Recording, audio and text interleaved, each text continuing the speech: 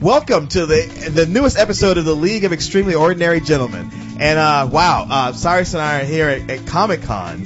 And man, this it's is awesome. crazy. Jesus Christ. Where's Corey anyway? Oh shit! Did I say I have preposition trouble? I didn't mean from Comic-Con. I mean we're recording this at the same time as Comic-Con. Oh, that's what it is. Yeah, that's what it is. Am I drunk again? Are we at Comic-Con? Why did you guys take me to Comic-Con and not tell me? That's why Corey's not here, because he went to Comic-Con without us. Yes, that's right. Oh, that's terrible, guys. Yeah, no. My God, what's that leaking down like? Oh, it's blood running out of my penis, Ralph. Sorry. At the San Diego Comic-Con, the comic book podcast is not being represented. At the same time, Cyrus and I are not crying about it. No, actually, I'm grateful that we didn't end up, that it worked out the way it did. I mean, I'm sad we didn't get to see all the people there that we were friends with, that we met last year. Yeah, all our great fans that we met, they were really cool. But, the more I think about last year, the more I was like, while it was neat to do that for an experience, you'd really have to pay me more to go back again. It's more. Well, I mean, we got paid nothing. We got paid by the thing that we did, that we reported on, and I really focused on that. But then again, last year I had a portable laptop with me the whole time, and you didn't. True. It was much harder for me to do that. So I was able to run and gun, like blah, there's the post, bang, and so I actually made a lot of money last year. But it was not fun doing that. That's the thing. It is ironic that this year I bought a neat little netbook for the purpose of going out to Comic-Con and be able to do all these things, portable, zip fast, and then they didn't send us. Yeah, I almost spent that money myself for a smaller one, because I was like, man, I had black and blue bruises on my shoulders after the first day for my laptop bag, but... Yeah, there you go. But hey, we don't have to go out to Comic-Con to enjoy Comic-Con, or certainly not to talk about it. Well, now it's like anything good that happens there is on the net in 20 seconds. Yes. Like they did the big Tron Legacy trailer reveal. Yes, and 20 minutes later, it's online. It's on the internet. All you people HD. who waited in line for 3 hours to see that, keep doing that. It's at this point, it's almost become just like celebrity worship place. Yes. It's like if you really feel like you want to be near a celebrity, which in that case is usually like, a football field away from them. Yeah, if you want to call it near. I was in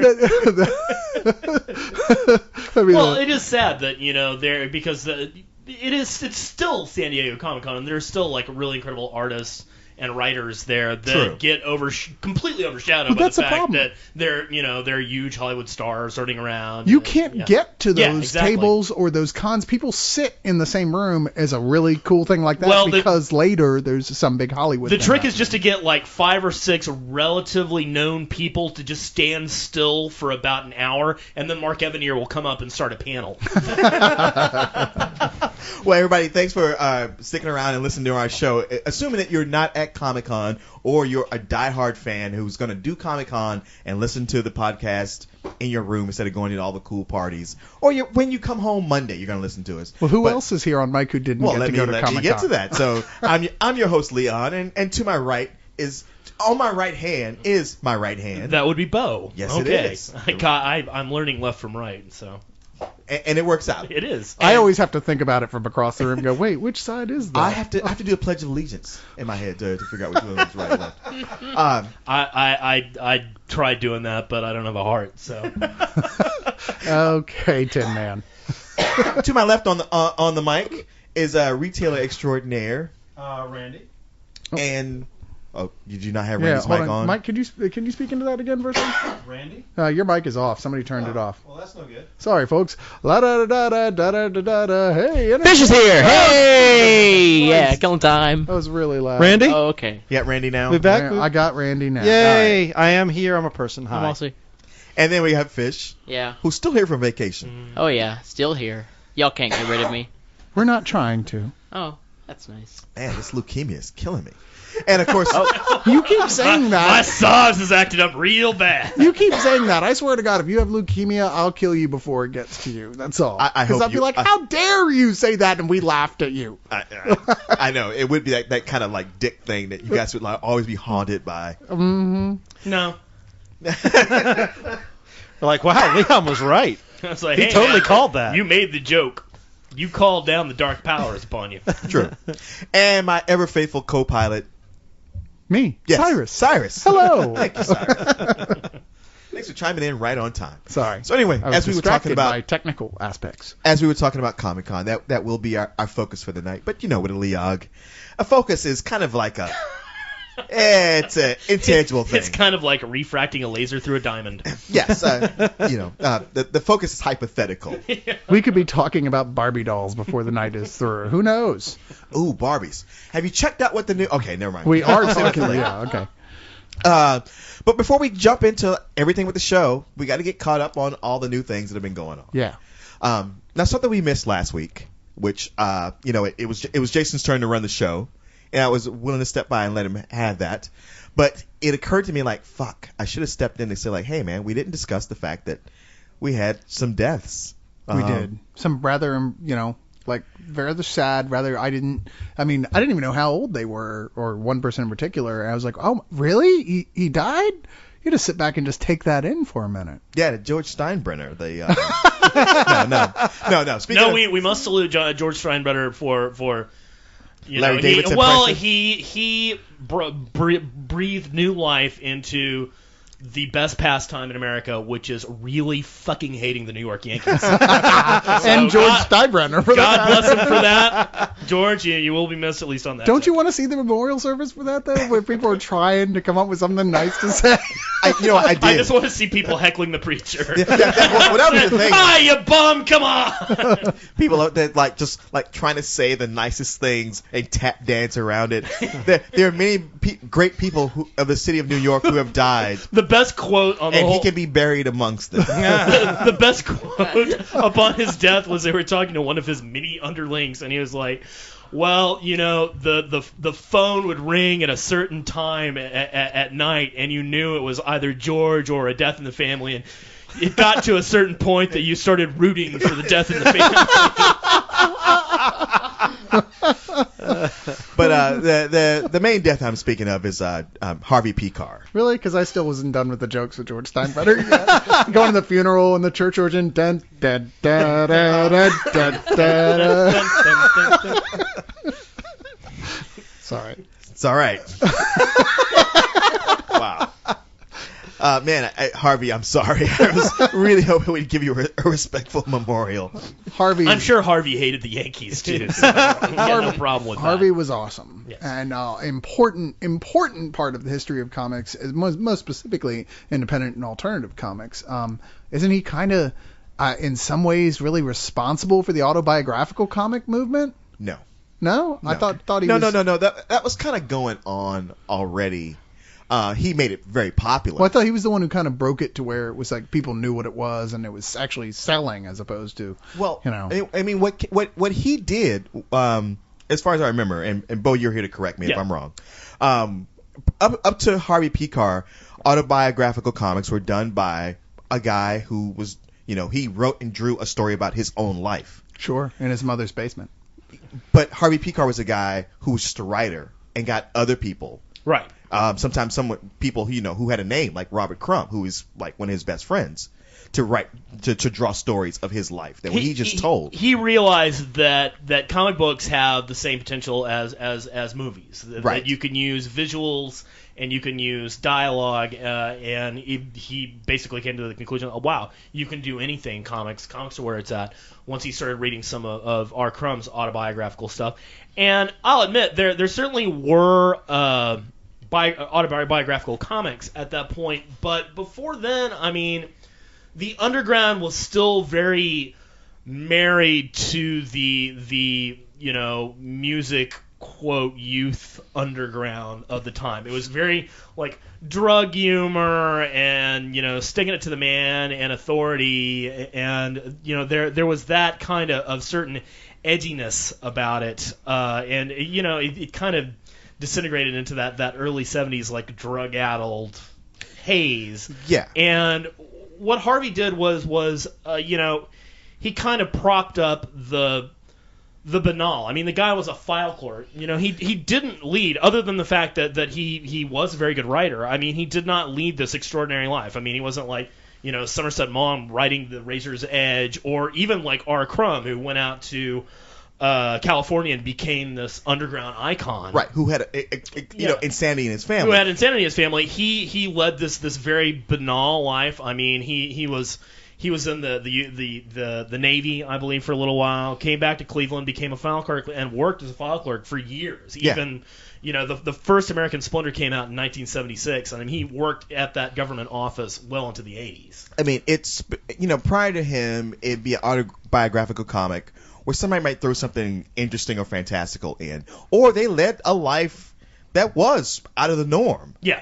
And he was a guy who, like, if he told you his story or what he wanted to do a comic about, you'd be like, why? Who cares? You got nothing interesting going on in your life. And he'd be like, yeah, I know. That's the point. Yeah. And it really hit home. Now, what he did that really sold it was go on the David Letterman show. Well, I think that's a chicken or the egg argument, because, I mean, it wasn't just like he started writing this comic and all of a sudden, like, well, hey, you're going on the David Letterman show. I mean, he wrote some very trenchant, very interesting comics and achieved a certain level of fame before finally the David Letterman show, which in the 80s was very edgy, granted, and they found it and they're like, hey, this guy's kind of kooky, kind of crazy, we're kind of kooky, let's get him on there and see how well we marry up.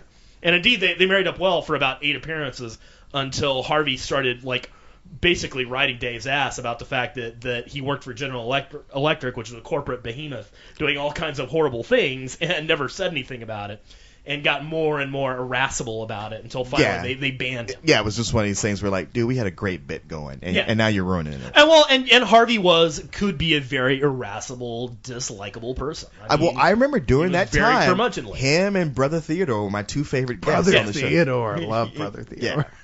No, yeah, you mentioned he's a very dislikable person. He's just a no bullshit guy. And I feel like if you were just meet him, like, never reading his stuff, you probably wouldn't, like, have a very strong first impression, or you wouldn't think much of him. But the way he writes his comics or wrote his comics, he did it in such a way that just, like, yes, he's a no bullshit guy, but you can see his side, or you understand it. He's got, like, some, like, it's so real, and just, like, I really have an attraction to that. He would argue a point, I mean, until, an event horizon, but there was also very, very much in his words, very much in the way he presented himself, was the fact that he did know that, I might be completely full of shit up to my eyeballs, and he'll be one of the first guys to tell you that. He knew he was very neurotic. He knew he was, had a lot of problems, but he was willing to write about them, and in such a way, I mean, he made the autobiographical form what it has grown into today. I mean, he kind of provided, I don't know, a watershed that resulted in other people going like, well, man, if he can write about, make an interesting comic about being a file clerk, well, I might not have, ever run with the bulls at Pamplona, but I can write about my life, and, if I'm a good enough writer, I can make it interesting. And indeed, that is what happened. Very true. Very true. And now another death that might mean it's certainly not as big as Harvey Pekar, and it might not mean anything to anybody else in this room.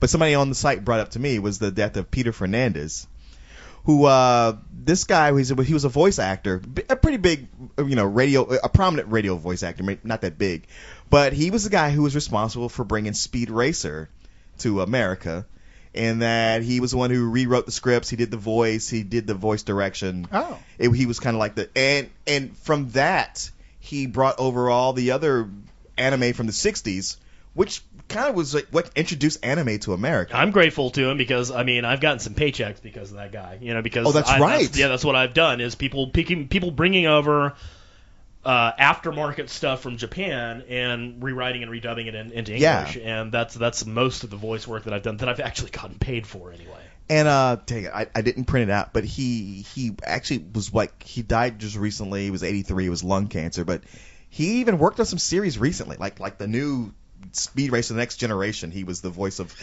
Headmaster Spritle. And all the classic voice actors. I mean, they just, that's the thing about being a voice actor. It doesn't matter if your looks go or anything, as long as you can still talk. True. And maintain a thought in your addled head. Sure, within reason. Yeah, you don't want it being like, Trixie, touch me my pills. It's like, a lot of it was Speed Racer's going, oh. Dawes Butler, who played like most of the yeah. Hanna-Barbera characters, like worked up well into his 90s. I mean, June Foray, who played Rocky the Squirrel and just about every other female. She goes to Comic-Con every year. She goes to Comic-Con every year, and she's still doing work. And yeah, she's not sprightly anymore, folks. There's no question about it. And yeah, these people are still, they can still get the classic guys. Mel Blanc working up until his death. Right. So it's if you can get into the field, it's nice work. I'm just saying. Yes. Even up to through his death. You never saw that Bugs Bunny episode where he's like, exactly. Nyeh. It was poignant. So my advice to Mel Gibson is get into voice acting, because you're going to need a steady gig after. That's funny, because my advice to Mel Gibson is to go fuck yourself, you whack job. Well, that's the kind of voice acting he'll be doing. well, to be fair, it should be smile and blow me. Now, are there any white supremacist groups that need some voice acting for their cartoons? Because I'm so curious to what they're going to do with that movie where he has a beaver puppet. I mean, I can't believe they wanted to make that in the first place, but now, like, how do you sell that? Have they they're actually just going to CGI Christian Bale's head onto him. Have they actually started making it yet? I've seen stills. Oh, okay. Yeah. Well, it's never too late to throw something in the crapper, though. Never That's know. True. Hey, you know what? That's the weird thing. It's like you never know how these things are going to turn, because I'm really starting to see like just the misogyny of people who want to go like, well, she was goading him or she was using him, and you know what? You can hear how she was like making him angry. Or you know how chicks can just make you pissed off. It's like, and do I know I'm how sorry, anyone can make me pissed off? Yes. Do I talk to them like that? Never in a billion fucking years. You know what? I mean, you say never, but I've never been anywhere near that. Yeah. And I mean, I'm not going to bring this up every week, but goddamn.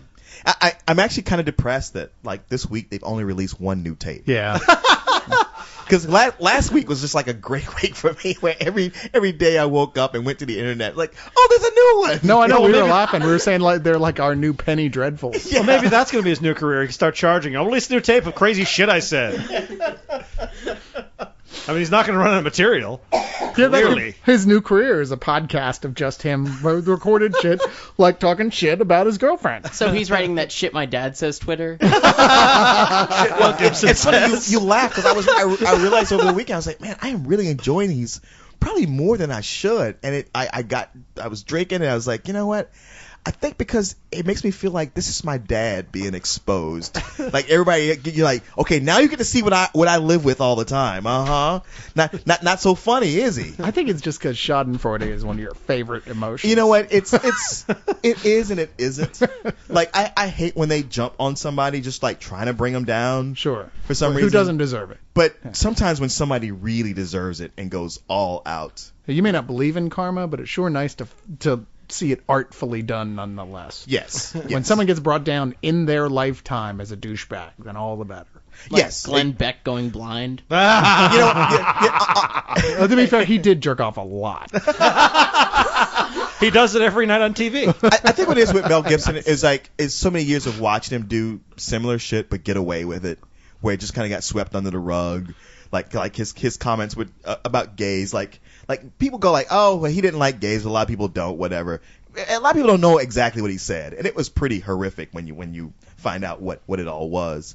And then that whole thing with the cop and the Jews and all, it's like, it's like that was pretty bad, but then he just kind of kept his head low, and then when he was asked about it, he was an asshole about it. And at that point, when the guy said like, well, after what you did, you think everybody's forgiven you, and he's like, what'd I do? What are you talking about? Yeah. And I was like, wait a minute, asshole. Never forget. You're acting like it didn't happen. That's bullshit. Oh, Never clearly forget gone that we crazy. live in a country, specifically a country, where the majority of people, at the very least, at the creationism evolution argument, go, well, I guess either is possible.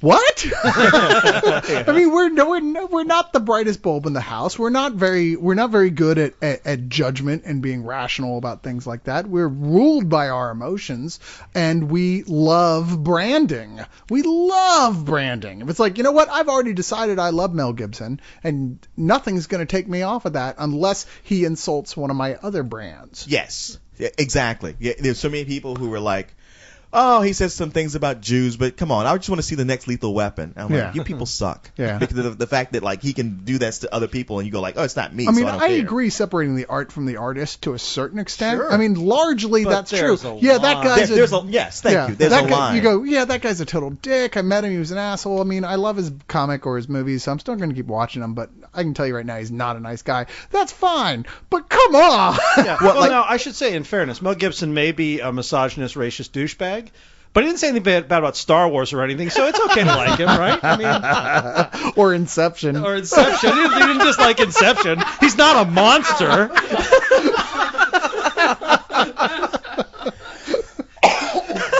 I think we all know who that was directed at. I don't care. I can't watch your movies anymore, Leon. That's fine. But as long as you aren't sitting there going like, fuck Leon. I better not ever see that. I'll take a bat to his head. People. But yeah, but to close out the talk on death, I also wanted to say something about like just some recent deaths that hit closer to home. Harris and Allison both lost their grandmothers. They did. In the last week, which was very sad to me. And I don't know. I have a lot of sympathy for that, and just wanted to. Well, they're both very. I think of both of them as very close friends. And Yes. people who mean a lot to me in my life, and it hurt a lot watching them hurt as much as they did. So. And especially in as much as a lot of people with their grandparents, they're not your parents or your grandparents, but I know, like, I've talked to both of them about their grandparents a lot. Apparently there was a closeness there. So Yes, it wasn't, some people are closer with their grandparents than they are with their own exactly. parents. And I know for sure Allison was much closer to her Oh, yeah. grandmother than she was with her mother. Yeah, who hopefully doesn't listen to this podcast. Man, fuck her. I mean, the mother, I mean. But Allison's a sweetheart, and that's one of the reasons she's not here. And Harris couldn't be here last week, but I'm happy to have Harris back this week, and we'll have him on a little bit later. Yeah, in part 3. Yes. But as for now, I guess we should talk about some more news. Yes, it is indeed time for news. Now, naturally, most of the stuff that's going on right now just came out today or yesterday from Comic-Con, so a lot of y'all are already familiar with it. But one of the things that I was really excited about, that I'm not sure if this actually was a Comic-Con announcement or not, was that Brad Pitt, who had bought the rights to the book World War Z a couple years ago, has now announced, in order to get the film made of the book by Max Brooks, which is Mel Brooks' son, and most people don't know that, he's going to star in it himself. And Bancroft's son as well. Indeed, Anne Bancroft's son. And if you haven't read it, World War Z is it is the best zombie novel. It's the best zombie novel. It's fucking fantastic. The audiobook is really great. They got a bunch of celebrities to be on that if you prefer the audiobook thing. And I'm thrilled. I'm almost as thrilled about World War Z being made into a movie as I am about AMC's The Walking Dead. I mean, I'm like, really? Yeah, absolutely. Because I mean, have you read World War Z? No, I haven't. I mean, I'm not like you're full of shit. I'm just like, wow, that's That's a an pretty high impressive par to put it up against. Top notch. Can I tell you this? Like, I'm big into audiobooks. I just absolutely love them. I think they're like the best form of storytelling, better than comics, better than novels, better than movies. But I was listening to World War Z on the audiobook and downloaded from Groove Shark and listened to it. And while I listened to it, I thought, you know what? I think this might be the one book I think would be better read than listened to. Just the way it's broken into chapters. So as a movie, I'm kind of scratching my head. I don't know. I had a lot of people who only listened to it, and they're the ones who told me about it initially. And I generally prefer to read rather than listen to books. And so I just read it, and I couldn't put it down. I actually slacked on doing my work for Spill because I had to finish this book. I was so into it. And I see what you mean, because it is odd the way it's divided it's broken up into so many chapters. But I think there's no way you could tell an exact movie version of it, like we're showing this is the book exactly. Right. But I think you certainly could do an interpretation of it that would really work. It is possible, and I just, you know what, I just think of, like, you know, percentage-wise, if Hollywood, the percentage on, like, their chances to do something right as opposed to fuck it up, the fuck it up percentage is a lot higher. Now Brad Pitt tends to align himself with really good projects. He does. He's a talented guy. He's worth a lot of money, and he can pull other really great people into I mean, being talented and having lots of money means he gets to choose what he wants to be in. Sure. And him, he's good friends with Clooney, who's also in that, like, hey, I'm not going to do something if I think he can be in World War Z. He can be in Angelina Jolie. He can be in whatever he wants to be in.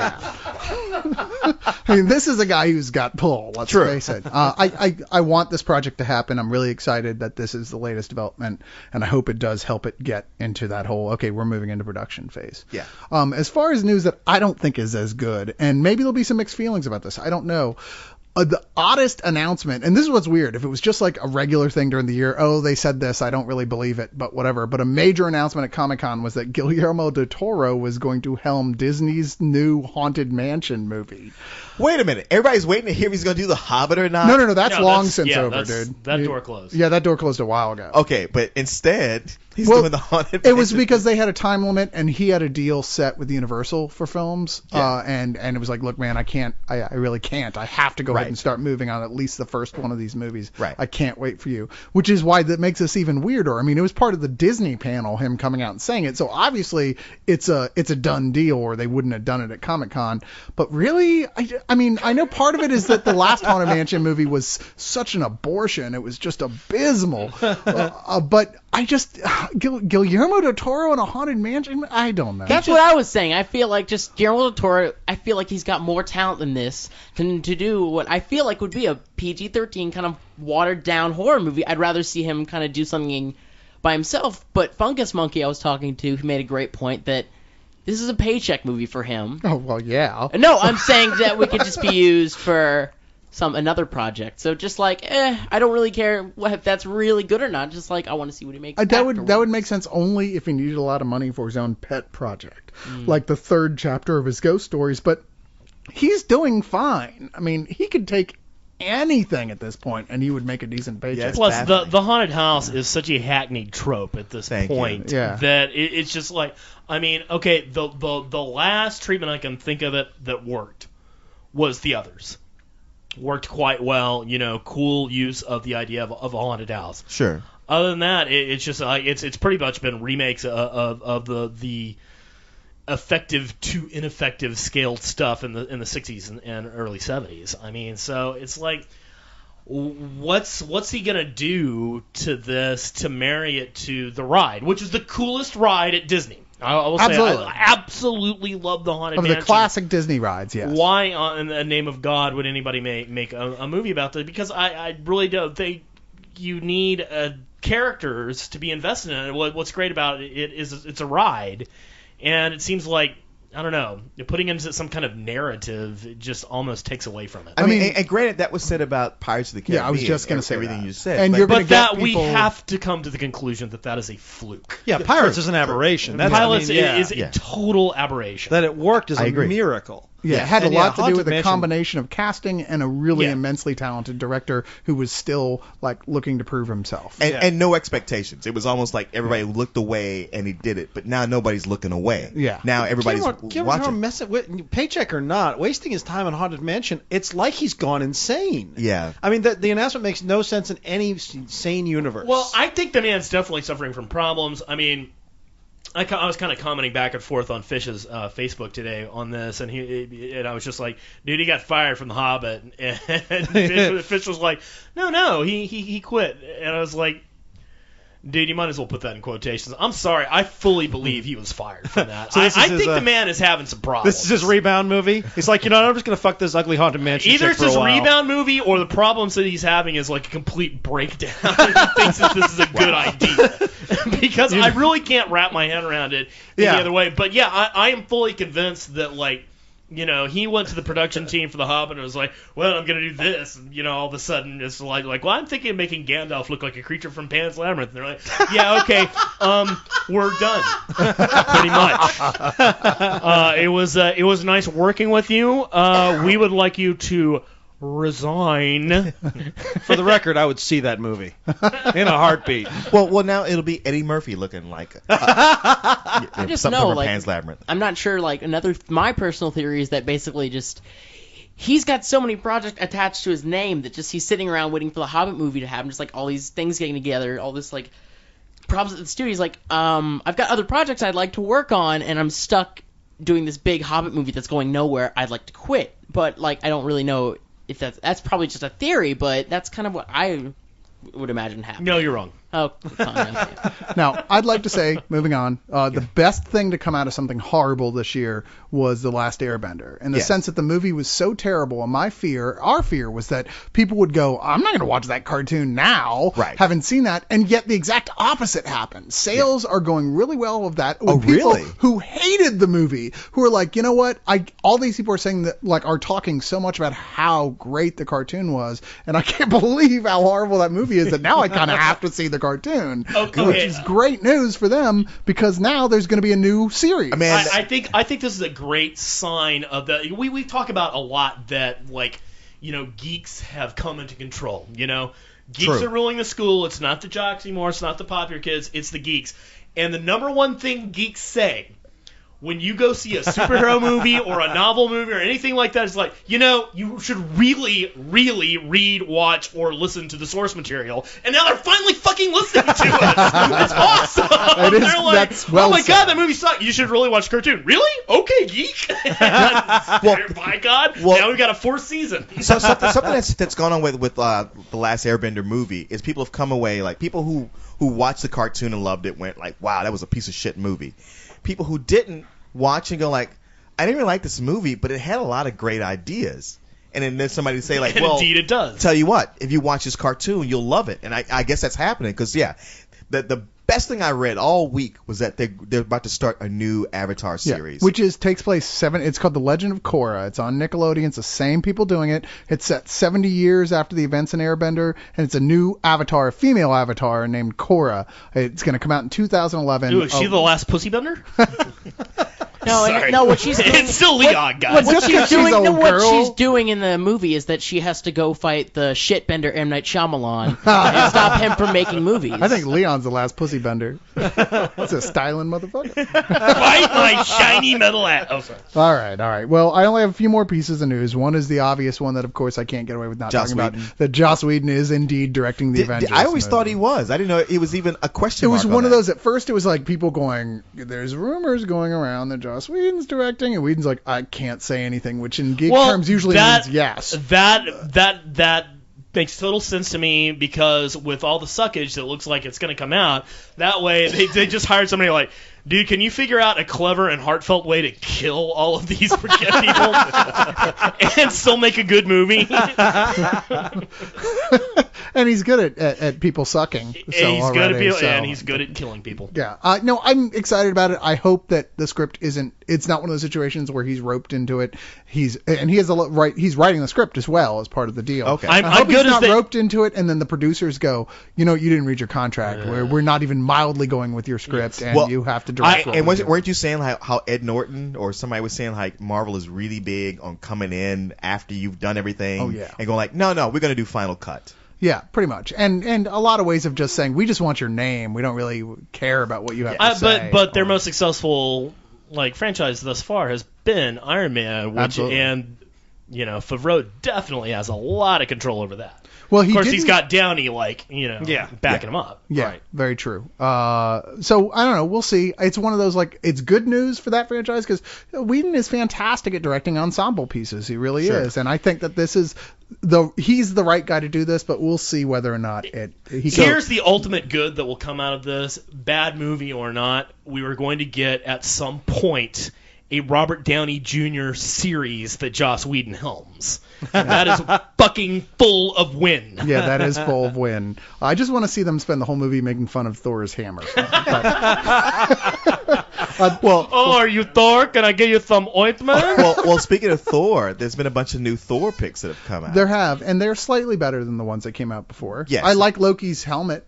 Because it has horns on it? Because it has horns on it. Okay. Although I still wish that it looks the way it should. I still wish it was that Loki was a hot chick like in the reboot of Thor for a little while. I was like, you know what? I actually am kind of rooting for Loki here to take off her clothes. I was curious about everybody's opinion because, since those new pics have come out, it's still very mixed. Some people are like, all right, and other people are like, nope, still sucks. Here's the thing: they've got a lot of disbelief to sustain.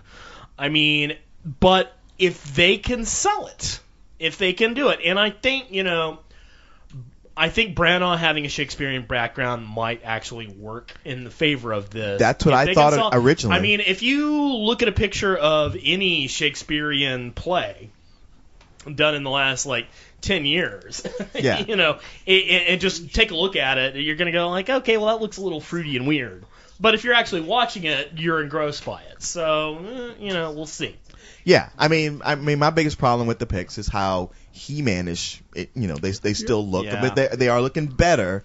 But it does, I mean, just that one with Thor pulling the hammer, it looks like they're going more with the Sigurd Jarlson rather than Donald Blake. My worry, my real worry, and it's been ever since Branagh was announced, I've been nervous about it because the best thing about the Iron Man movies, which I think we can agree is the template for what you should do with a Marvel movie, really. Okay. I actually think Kenneth Branagh is going to play Donald Blake, and then he's going to turn in Thor. I'm a little worried he's going to take it too seriously, and I don't want him to make it a joke.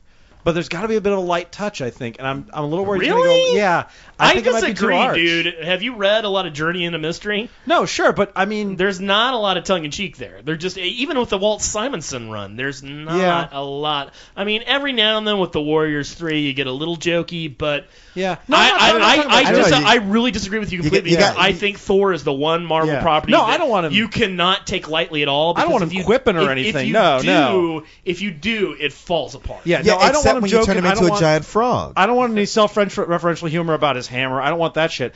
I'm just saying, I think there's something fun about hitting a frost giant with a fucking hammer, and I hope they have some fun with that, Okay, you mean Viking beating the shit out of people? That's exactly what I mean. Okay. I'm a little worried it's going to be a little arch. It's going to be all speeches and Shakespearean. I see. So you're worried that you're going to sit through 5 hours of Die Ring der Nibelungen. I'm worried it's going to be Ang Lee's the Hulk. No, that's what I'm worried. Don't ever say that. No, but that's exactly my worry as well. It's that whole art film director who really isn't even a fan of the comic book, trying to bring in what he thinks is the good way to do it. I disagree. I would not call Kenneth Branagh a art film director by any stretch of the imagination. Okay. Well, Shakespeare is arty, but I mean, he made Henry V and Much Ado About Nothing very, very accessible to the public. I mean, people who had never seen Shakespeare in years went to it and was like, wow, this is really fun and cool. I mean, the guy does not really cater to the what I would consider an art house like Ingmar Bergman or Akira Kurosawa or any of those. Sure, he's no Jim Jarmusch or anything. Yeah, exactly. Yeah, but he's not exactly mainstream either. I would say he's more art than he is mainstream. I have a hard time saying well, bring up his IMDb. Let's look at what he's done. He has not been a very successful director, but I would not categorize him as art house. In fact, his bigger failures have been his bigger production films. Yeah, exactly. But anyway, that's neither here nor there. We just Fish pointed this out to me, a story that's apparently breaking. Yeah. That Chew is being made into a television series. No kidding. The comic book. It seems like it's in development. It seems like they haven't made the deal, but it's certainly moving along. Well, it's a company that's doing The Walking Dead. Yep. That's involved with it. Circle of Confusion is the name of it. And we had an episode where we talked to the writer and artist of Chew, and Randy had him in his store for a huge event. One of the best comic books of the last year and a half or so. I mean, it's really great, and it's actually been regularly in Amazon's the graphic novels. Both of them have made it into Amazon's top 20. Yeah, it's a big seller. It's a great book. It's made for a TV show. They could do so much fun stuff with it. And Layman has talked about who his sort of dream casting would be, and if he gets it, he's talking about for the lead, the guy who played Miles from Lost, obviously, of course. And he said that he thinks Felicia Day would make a great Amelia Mintz, who's the love interest. And if you could put those two together and put them on AMC, I think you're gonna have a pretty good show.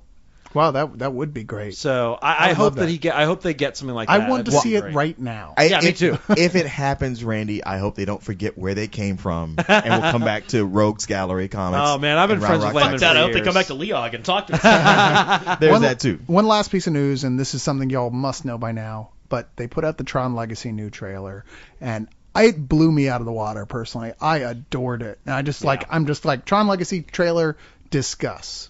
Yeah, I am super excited about Tron Legacy. Haven't seen it yet. Let me go last. You haven't seen it, Fish? Have you seen it? Yeah, I've seen it, and just the reason I like it, this the idea of Tron, the Legacy, so much. It's like you're doing these creative ideas for sequels that just take place years after the original, and they keep the best parts about it, like Jeff Bridges. They're putting more of him in it by having the younger version, which looks pretty cool. It's not perfect, but it's damn better than anything they had, like young Arnold in Terminator or whatever. It doesn't have to be perfect either, because he is in fact a computer program. Right. You know. Mm-hmm. Well, it looks like you want your memories of Tron to look. Like when Tron was great and there's light cycles and tanks and shit, but it was at the time, if you compare to where technology is now, it doesn't look as great as it looks in our imagination. It's very 80s. But the new trailer looks as good as you want light cycles to look. Yes. You know what? It's funny because back then when Tron came out, it was pushing like the whole like computer. It was CGI. Combining that with neon, because neon was so big in the 80s, right? And that was before computers really had the good graphics they do now, so it worked. But the idea of melding those two things right now is kind of like... well, the stupid thing is, if you go into a video game world of today, it's just going to look like the same fucking world you're in. Yeah, exactly. No, it's just like, dude, why are you dealing with all this 16-bit... Wait a minute, you can only move the light cycles at right angle? What the fuck is wrong with this place? Well, what am I, in Nintendo NES? What the fuck? That's not what's going on in this new No, and a new one now, it has all the slickness of a car commercial. Which, I mean, it really does have that look, and it's cool. Look, I don't have any problem with the trailer. It looks fantastic.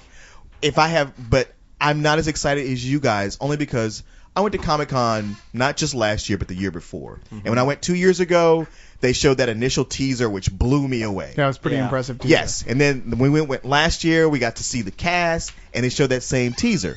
So now here we are. This is year 3 for me, and as cool as that looks, I'm like, all right, I've had this movie hyped up for the last 3 years. When it actually finally comes out, for all I know, the pacing could be slow. There could be a lot of clunky dialogue. It could have a bad ending.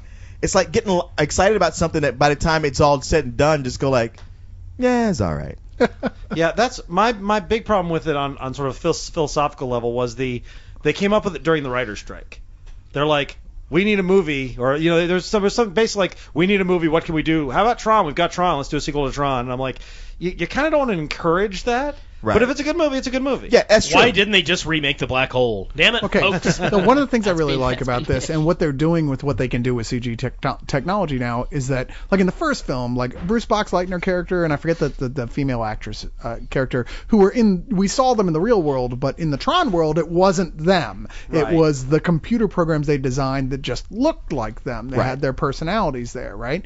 And Jeff Bridges was the only one who was actually transported bodily into that world. And here, it's Jeff Bridges' son who is transported into that world looking for his father, who is indeed inside that world, but that's not who he meets at first. Who he meets is the program version of the young Jeff Bridges in there, which is that CG creation. He meets his Facebook profile. He meets his Facebook profile. Exactly. It's a picture from up above, you can't see the double chin. Greetings, programs! Damn it, Jeff Bridges, why do you keep poking me? Yes, it's Tom that friends him and pulls him into the... Tron likes this. Yeah. Hey, Sam. Sam, would you like to make your penis 3 inches bigger? Tron wants you to join I Think Suck as a penis group. I mean, before he gets to the life cycles, he's got to go through Farmville. Yeah. 10,000. Dude, I'm going home and having the fuck out of Facebook tonight. 10,000 for making light cycles turn at something other than a 45-degree angle. Light Cycles wants to access your profile. Yeah. But, one of the things I like about that is that they've made Jeff Bridges the good guy and the bad guy. Yeah, very clever. Cool. And I think that's a really neat idea. We've never really seen that. Sign the contract. Dave Warner probably couldn't sign the contract at this point. Hey. Well, he's riddled with syphilis. Oh, what? Wow, thank you, Cyrus. Leon just assumes everyone's riddled with syphilis. Maybe not. No reason to sue. That does explain why you're just always a comedy show. washing your hands. But that is the news with Cyrus.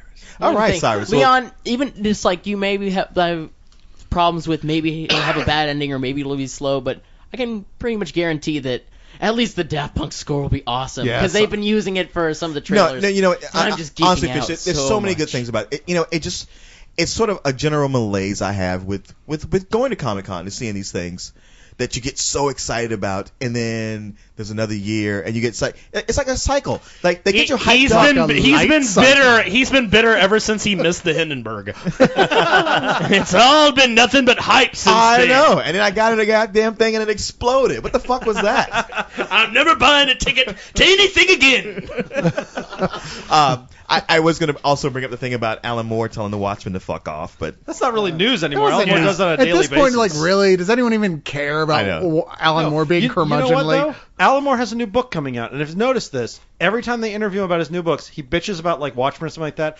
I think he's doing it for the attention. Yeah. He's like, I'll talk about this. Everybody will spread all over the internet. They'll realize I'm writing a book, and they'll buy my book. Oh, he's not emotionally unbalanced. Hey, well, maybe he's just a great salesman. I know. You know what? He's one of those guys. Alan Moore has a hard time selling books to comic fans. You keep on being as crazy as you fucking want. As long as you keep writing good books, I don't give a shit. Yeah. You know.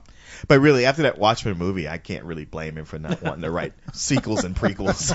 I mean, it's kind of like, well, who cares what happened before? It's explained in the book, and I would have loved to have seen that discussion though, or just been a fly on the wall for him going, "Are you fucking kidding me?"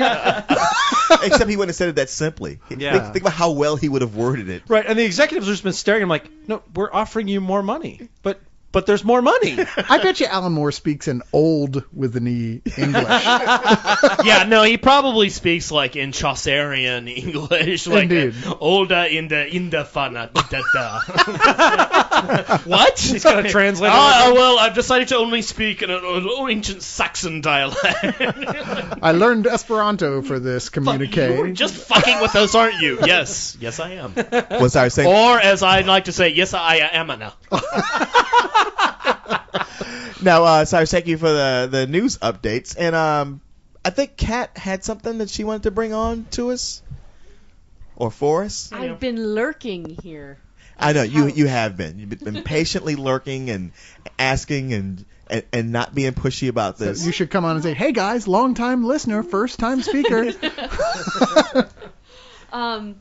But yeah, I had this little thing come across my email. Actually, a friend of mine gave me a call. An old friend of mine from high school, amazing musician.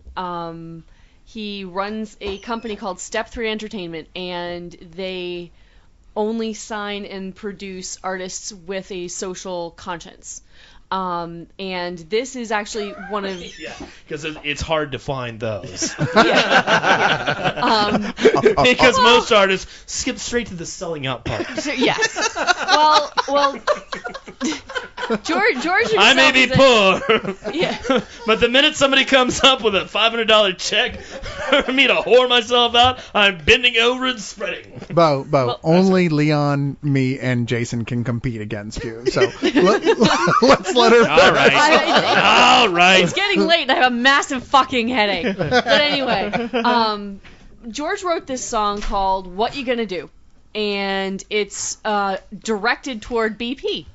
And basically, he's asking the oil company, so Mr. Oilman, what you gonna do about this giant spill down in the Gulf? Ooh, spill. There's a tie-in at the time, here. like one of the reasons I didn't answer Kat back because I was like, I don't understand what this has to do with what we're doing, but. Hey, there's a spill. Exactly. Yes, it's a spill. You see the way we can redirect Google traffic? Yeah. And also, some of our league members have connections, very direct connections to Louisiana and the Gulf Coast, and are really and to feeling British this. Petroleum. And to Talking to you, Paul Mampilli. And eating seafood. I like Yes. seafood. Love I'd like to Yes. keep eating it, which is going to become harder and harder. So Well, this you can is still do it. They're just going to charge you twice as much for it. Yeah. Well, it comes you don't Pre-cleaned. You don't need Just add oil for vinegar. your deep fryer. You just throw it in there. You know what? What if seafood with like that little bit of petroleum tastes better? Yeah. Then what? Yeah, it has to live first before it can die and be brought Live, down. die, whatever. we're all building up a tolerance. So what's the name of this person? My friend George Walsh. Oh, did you say the name? I'm sorry. Well, I never Wait, George quite got to Wallace? the last name. George Why Walsh. Walsh. Walsh. Like Brendan Walsh. Yeah. Okay, Gotcha. so George has written a George- Brandon song. Walsh. Walsh, and BP. I'm basically here asking you guys to go and download this song off iTunes or Amazon. We'll have all the information. 100% of the proceeds from every download, 99-cent download, goes to the Greater New Orleans Foundation. And what they're doing is they're not just going to take this money and stick it in an account and then, when the government finally gets off its ass and cuts the red tape, we'll do something. They have short-term and long-term plans. The short-term is emergency grants to nonprofits that help people whose jobs have been affected by the oil spill. They also have long-term goals of kind of doing economic, environmental, and cultural recovery, and then to help strengthen the coastal communities by investing in solutions so that this sort of thing doesn't happen in the future. So 100% of the proceeds from this song, What You Gonna Do, by George Walsh, actually also featuring Jeremy Parks, the world's youngest professional harmonica player, on harmonica. It's very kind of like an old school protest song kind of sound to it. And like I said, we're gonna have the links up. 100% of the proceeds goes to this. And even if you don't like the song, 99 cents. Dude. Yeah, you could, there's all kinds of stuff that you text things, and you could charge the same amount. And just do it, and hey, you'll have a song. You'll have something tangible. It's probably going to be a bigger hit than my attempt, which was Everybody Must Get Oiled. I just so far it somehow just didn't quite have the ring to it. And a much bigger than my hit, my attempted hit.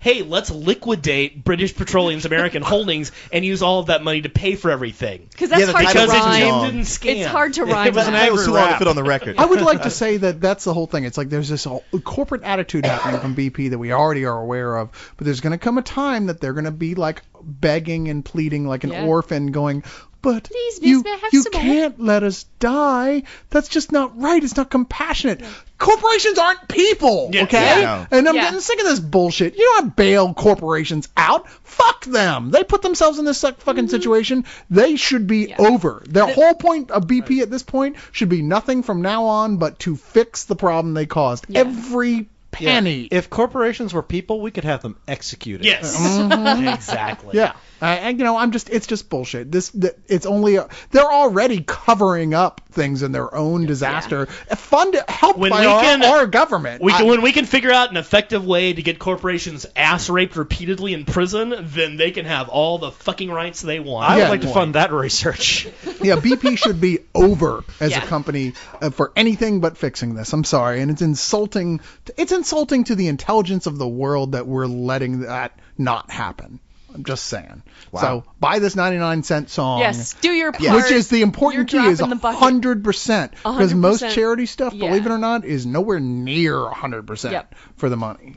Yeah. And with Red Cross and United Way is, by the way. Yeah, that's true. We keep giving to those. Yeah, the two big ones are. And I think with this PSA, we have satisfied our legal obligation. Exactly. So we can say motherfucking cocksucker for yet another glorious year. And Lee itself would contribute by going to New Orleans again next year and drinking, pouring our money, researching, researching, researching, and drilling. That's how it has to go in my tax form. So let's go out with this song. Go out with the song. Oh, with the song. We're going to play the song? You can download it and play it on our own podcast. Can you not put the song on our podcast? Well, I thought the idea is for them to go download it to hear. You know what? You could play a clip of the song. Yes. Do you have a clip of the song? I do, and I believe it's already in the queue there. Perhaps you should pay 99 cents and download it. Well, then I guess give the first nobody will 15-20 seconds or whatever. But if he plays an excerpt, I think we should play a clip from the song and come back with a look at comic book retailers. There's several guests in here in town, a big comic book store. I'm actually excited about this because we've been talking about it for a while, and everybody gets to know. I could talk forever about the business of getting into comics, but this is what happens with your how the comics get to the store and what happens with the money from there. Yeah, but Leon, I think we should do that right now.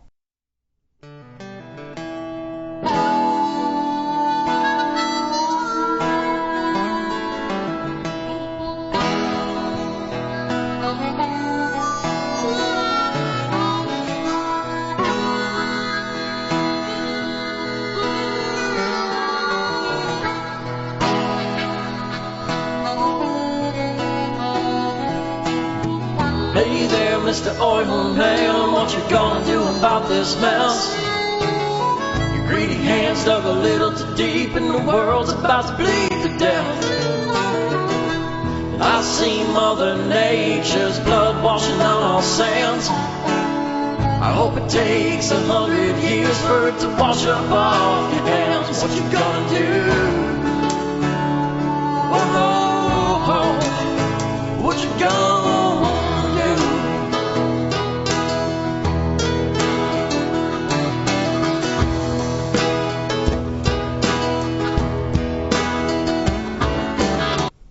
And we're back on our special convention and business episode of Leog. Man, saying it the like business side makes it sound all serious. Like our parents are going to do this section. We're actually a panel, yes, at Comic-Con that nobody showed up for. Hello? For all you who couldn't go to Comic-Con, we're going to have the most boring Leog ever. Not true. Okay, prove it. You want me to prove it? Bring Dude, it. don't Come dare on. me. You dare the devil. I double dare you. All right, now everybody out there who's like, I know we got a lot of fans who love to read comics and a lot who want to be in comics in some way or another. And these people need to seek professional help. True. Like I've always said, the best way to become a millionaire in comics is to start off as a billionaire. But but you know what? From a different angle than we usually take, we brought in some local retailers, some of the best shops, not only in Austin but over the country. Now, you guys are already familiar with Randy. Right. Hello. I'm from Rogues Gallery Comics and Games in Round Rock, Texas, for those who don't listen to the show. Oh, Yeah. It'll be closed by the time they hear this. Are you threatening me? Yeah, we have somebody burning the store down right now. Is that why we're here? Dude, we know what kind of trouble you're in, and the insurance money is going to do you well. Trust me. Quiet. Maybe we shouldn't have recorded that. Ooh, right. This will be Leog Exhibit A. Right. Yeah, now the store does burn down. This is like this went from funny joke to the worst tragedy in Randy's life. We'll be like, sorry, dude, you know how it goes. Like, we got you. You're like, hey, man, seriously? Shit happens. You just remember that when I move in here. Oh, boy. But besides our good old stalwart Randy, here's Eric from Tribe Comics, who has been a host to us on a couple of occasions, and the place I go to at least a couple weeks out of the month. How you doing, Eric? I'm doing great, and for those of you that don't know, we're in South Austin, and it's not burning down, There you go. which is I'm very grateful for. But Not here's yet. the $100 I owe you for setting fire to Randy's store. I really appreciate that. $100? It's like the end of Trading Places. I can't help it. I'm the new kid in town. My glory days are gone, and all that's before me is poverty. To be fair, I would have done it for one. And don't think he didn't have the store looted first. See, that's what's going to trip you up. In all those insurance cases, it's always because the guys, they get the most valuable stuff out first. And it's like, how curious that like Spider-Man #1 didn't burn up in the fire. Yes, and the cats survived. It's odd that Cyrus has 100 more graphic novels and his hands smell like gasoline. Oh, wait, I'm sorry. Just before anybody jumps on me, Amazing Fantasy #15 didn't burn up in the fire. Well, come on, he takes that with him everywhere he goes. Yeah, he's no dummy. And next to Eric, we have Brandon Zern from Austin Books. Greetings, Leon and Cyrus. Now, Brandon, you're the one member of this group that hasn't actually been on a Leog yet, but has been involved in sponsoring a number of them. Yeah, what the hell's with that, man? Yeah, that's not cool, is it? I don't know. I try to be friendly, try to be cool. So wait, whose fault is it? Because listening to y'all's back and forth, I'm like, I don't know who to blame. Well, you're in charge now, so you. Me? Hey, man, I had him at the Leog Live.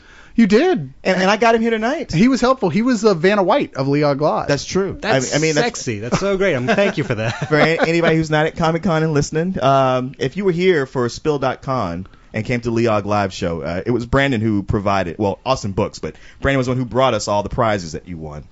So, raise a drink to Brandon. Yay! Wait, Prost. I'm supposed to do that.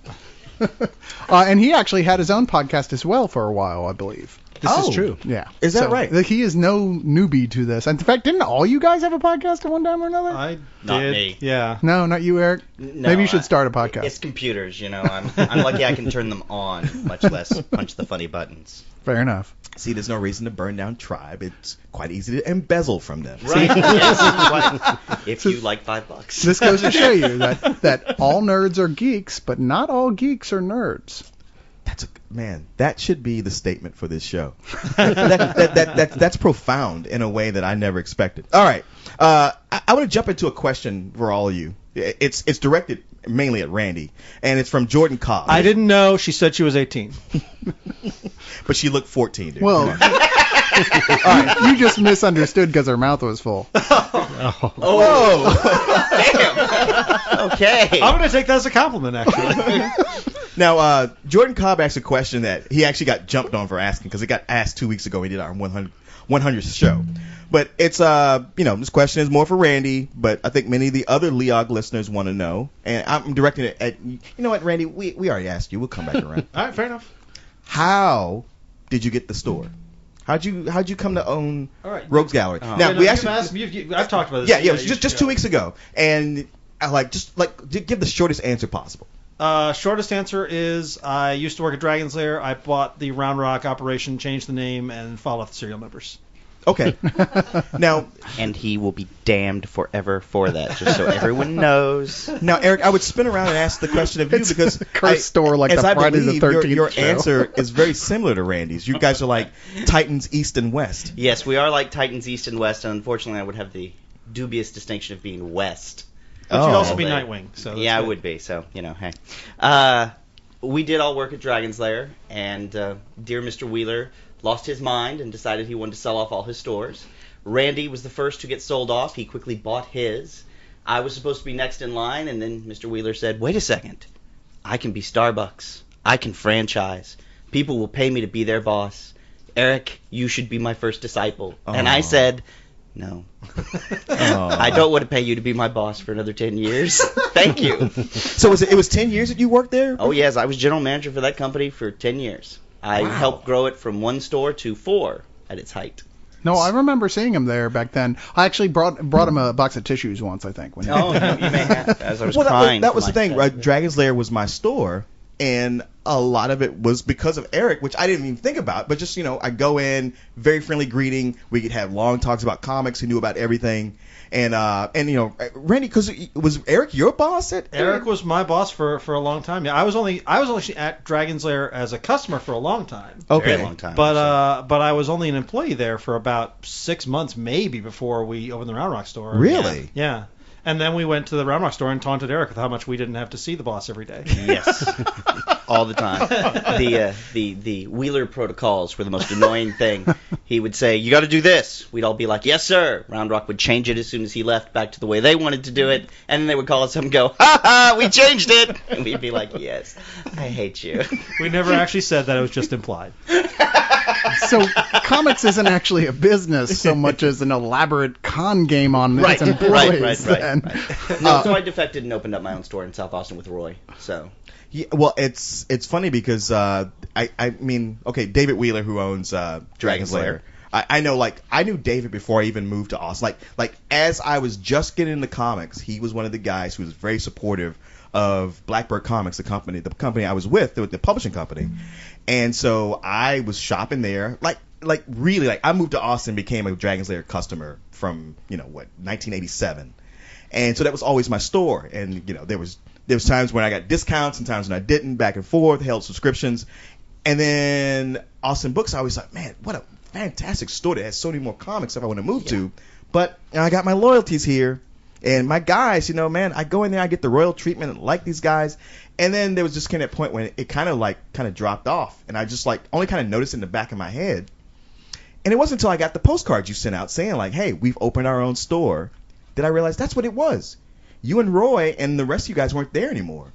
So I hate to say it, I was going to Austin Books, or I've been to Austin Books when it was half the size it is now. I was like, this is all right, but Dragon's Lair is bigger, and I kept going to Dragon's Lair because this is embarrassing, but they had cats. And that was Are you serious? That was the only reason I was going to Dragon's Lair. That's so funny because cats are one of the reasons I wanted to stop shopping there. Well, yeah, you're allergic to cats. I maybe some of you listeners don't know this, but I'm fond of the kittens. And you would be a very large segment of the populace that Yeah, shop the at Dragon's the Lair. pets were a big thing. But then they did this thing where suddenly they decided that they were more into role-playing games than they were into comics. That was one of the moments I almost broke. And you were already Austin Books going, look, I don't know why you're still shopping at Dragon's Lair. I mean, they're fine for a store, but you don't play role-playing games. Why are you even going there? And it took one trip back to Austin Books to completely go, wow, you're right. I don't know why. That was the thing. Like, at the time that Eric opened up Tribes, I was already at a point where I would go to Dragon's Lair and I would step over the cats. And the cats they kind of faded to the background as the gamers just took over. Yeah. And Not as cute. Yeah. And I like the Dragon's Lair stays. Just as round. I mean, That's I don't want furry, to completely too. diss Dragon's Lair because they stay open until midnight, which is a huge thing for me. Because sometimes, hey, 11 o'clock, I want to go get my comics. And I do love being able to do that. But I go in, and there'd be so many gamers. I would really have to step over them, climb around them to get to the comics. And there's always the jokes about how all gamers are stinky. It's not a joke, man. It's really not. It's like holding my nose and trying to figure out what comics I got. It's some sort of ingredient in Mountain Dew Red, I think, is what it is. I'm not sure. I don't know what it is, and I hate to rag on people, but it's just the truth. And It's not all gamers. It's not all of them. Well, yeah, because Randy's a gamer and he doesn't smell that bad. Right. No, I took a shower like 2 days ago. And No, I'm with you, Leon. it's the one guy who doesn't have games in his shop. Right. Our new slogan is Austin Books, no dice. Ooh, like that. That's okay. Our new slogan is, the only non-corporate entity in. Oh! What corporate entity are we? Well, Ma and Pa Shop, my friend. Come on, Pa Shop, my ass. You're 5,000 square feet, and I know for a fact there must be a little Austin Books hidden somewhere else in the state for y'all to get your books early. That's sure. It's in Waco. Yeah, see? Is there really? So you're a chain. I didn't know that. We're a tribe, not a chain. Is to a chain? Is that a corporate? Yeah, that's a corporate chain. Tribe okay. Comics. But you have We're to be not hated as because you're the successful. big boys in town. Y'all are the grandfather of the comics industry in Austin. You've been around 30 years. I'll take that. And Dodgeball. What's the name of the gym that Ben Stiller is a spokesman for? Globo Gym. Global Globo Gym. Gym. So you guys are Global Gym. We're so not Globo Gym because that makes me Ben Stiller. And I hate Ben Stiller. Dude, these guys should totally have a contest like we were talking about the other day, Leon, with the Mr. Show with the farmer's market versus the new Tribe huge Comics, super no grocery kids store. get abducted from our comic book store. No, Yeah, y'all it's are funny. a completely different class. Because category. my motto is you don't really want to drive all the way down to Austin, do you? We welcome Delve. I like Not to if tell you want your people. store to stay unburned. Austin Books. Girls aren't afraid to come here. That's true. Oh no, I must admit, I tell people all the time that I love the redesign. The redesign was the best, smartest thing you people ever did. Well, and it's. What do it's you a- mean, you people? Hey, that's my line. It's a constant state of flux too. I mean, I'm never happy. I'm never happy to sit still with it. We're doing new products. We're doing new shelves, all new layouts and Well, displays. that's part of being a retailer, I think. If you're I if you're agree. ever happy, then your store is going to degrade. You've stagnated. You've got to be looking at something going, I got to fix that. Because if you're not, then you're getting complacent. You can't be that, no matter how big you are, small or big. Absolutely. No, Brandon. Now you don't own Austin Books, but you've been you're practically the second in command there. I'm the store manager. I'm the face of the store because the boss hides in the back. Yeah, I was going to say, having talked to the boss, Brad, a number of occasions, and his answer to everything is ask Brandon. I mean, come on, he's a figurehead at this. He has the best job in Austin. He's the godfather of comics. I remember when I first moved here, there were two locations for Austin Books in town, and they were both relatively small, owned by guys. Was it Tom and Vaughn? Ron, Don, and Vaughn. Okay, Ron, Don, and Vaughn. Yes. And one guy was really surly. He was funny. He would crack me up. He was an old surly guy. And then the South Store was run by a guy named Lewis, a Jewish guy with a lot of thick curly brown hair and a bowler hat, who's just like the biggest smart ass you could ever meet. He pissed people off all the time, but I was friends with him, so he cracked me up. But back then, they were Dragon's Lair's competition, but sort of they could Dragon's Lair. It felt like Dragon's Lair could take them over at any time, just with just one little surge. And I guess they must not have been doing business well, because then Brad came from, was it Waco that Brad came from? I know it's somewhere near Waco, and just took it over and really turned that store into what I think even everybody here can admit it's one of the greatest stores in the country. No, sure. I'm hugely jealous of Austin Books. Oh yeah, no, I used to fight in their weight class when I was running Dragon Slayer, and now I'm so far below their weight class. It's like, hi. But you know what, Eric, you were very good. Like if I come to your store and you don't have something, you will say, you know what, you should go check out Austin Books. I tell actually everybody that. And I will say this, having been to your store on a number of occasions, we recorded the Green Lantern episode there, and both Green Lantern episodes. I'm really impressed with what you do there, and hell, you're practically brand new by comparison. I mean, it's like, give it time. Yeah, that's true. There's room for more than one successful comic book store in this town, or 2 or 3 even, as it turns out. Right now, not 4. Well, you're in Round Rock, so drawing the line at 3. Right now it's 3, and I'm the fourth guy. In this room. You notice how we haven't brought up Capstone at all, you guys. You guys think Capstone doesn't exist. What are you talking about? I know John. He's a nice guy. Actually, he is a nice guy. No, hey, I'm not saying anything about. That store, is it just figures and cards? Because every time I've been in there, I always thought it was. I've gone. Yeah. I went in one day and it was comics too. Was it? Okay. Yeah, but I didn't get the vibe I get from any of these 3 stores. No. Yeah, there's room for all kinds of different stores. Well, I was largely ignored when I walked in there. That was my thing. And I went in, I was a new customer, and I was ignored. That's a big pet peeve for me. I'm like, you shouldn't even work at a comic book store if you don't like talking to people about that happens the stuff. at a lot of comic book stores. Austin Books for a long time unfortunately had that reputation, and they turned it around. That was when the previous ownership, when Brad took it over in '94, he made it a point that everyone gets greeted when they walk in the door. And changed it around. Yeah. Dragon Slayer's gone through points where they've had that reputation or have that reputation. It's a bad thing. And the other unfortunate thing is if you happen to if it's a busy day, if the employees are all unpacking the diamond boxes, then it's possible you might get the cursory, hey, how you doing, and might not feel properly greeted. Now, if I'm there or my manager's there, you're going to definitely get the proper greeting. And both my guys, actually, my relatively low stable employees, if they don't greet someone and I'm there, they know I'm going to read them a riot act. And so I think that you're going to get the greeting at my store. But I can definitely see where, you might just hit a bad day or a bad employee or something. So I don't think you can write off a store. But it's definitely a bad sign, and it pisses me off if it ever happens in my store. You can write off a store if there's multiple employees working and nobody comes and says anything to you. If it's like they didn't give a shit, you came in. Yeah. But again, there may be people who like that kind of experience, who want the anonymous. I certainly know people like that. No, you're right. There's a lot of stores I go into where I don't like people coming up, like, as soon as I get there going, like, can I help you? And I was like, leave me alone. I just want to look first. Well, it depends on the store. Yeah, you can go, hey, how's it going? If you need anything, let us know. Right. And that's about it. And you might get somebody come up to you if you're standing around walking in the aisles, 5 minutes later go, you need any help?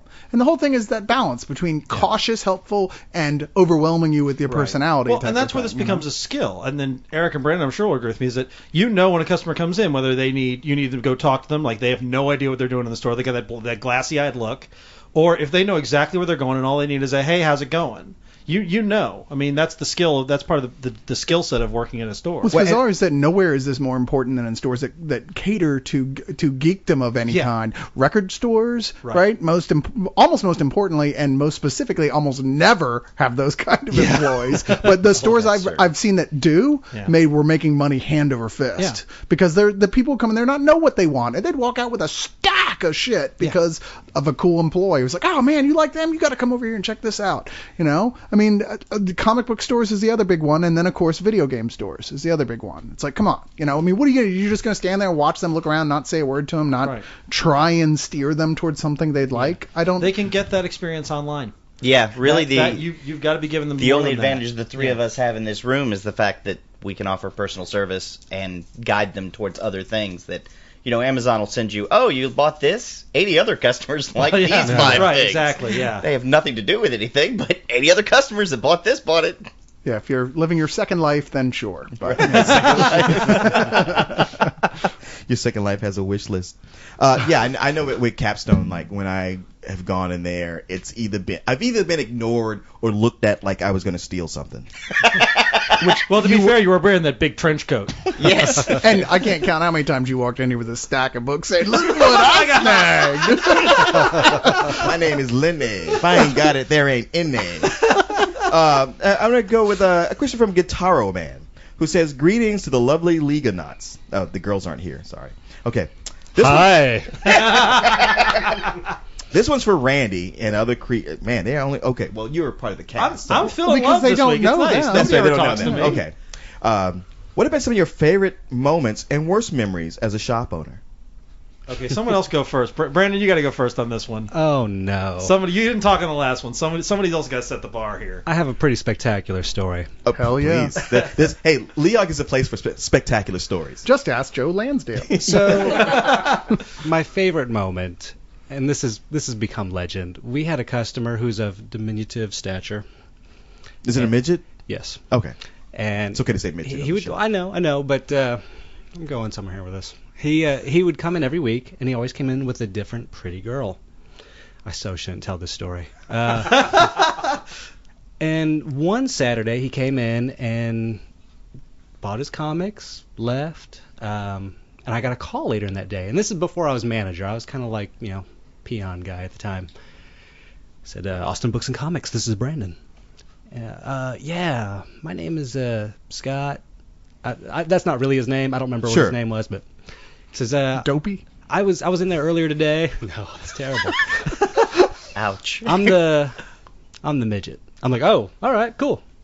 How can I help you? You should have said which one. that would have blown his shit. There were like 7 of you today. We're a small family. You came out a small family. I like what you did there. So he says, I don't know how to ask this, but did you see the girl I was with earlier? Sure. I was kind of wondering if you'd have sex with her while I watched. Whoa! Now, so what was she like? She was really cute. She was 20. I didn't do it because I had to know something. I had to know. She ate a poison apple? For the purposes of this story. I had to know, who is he actually trying to get a hold of? There was a bunch of us working in the store that day.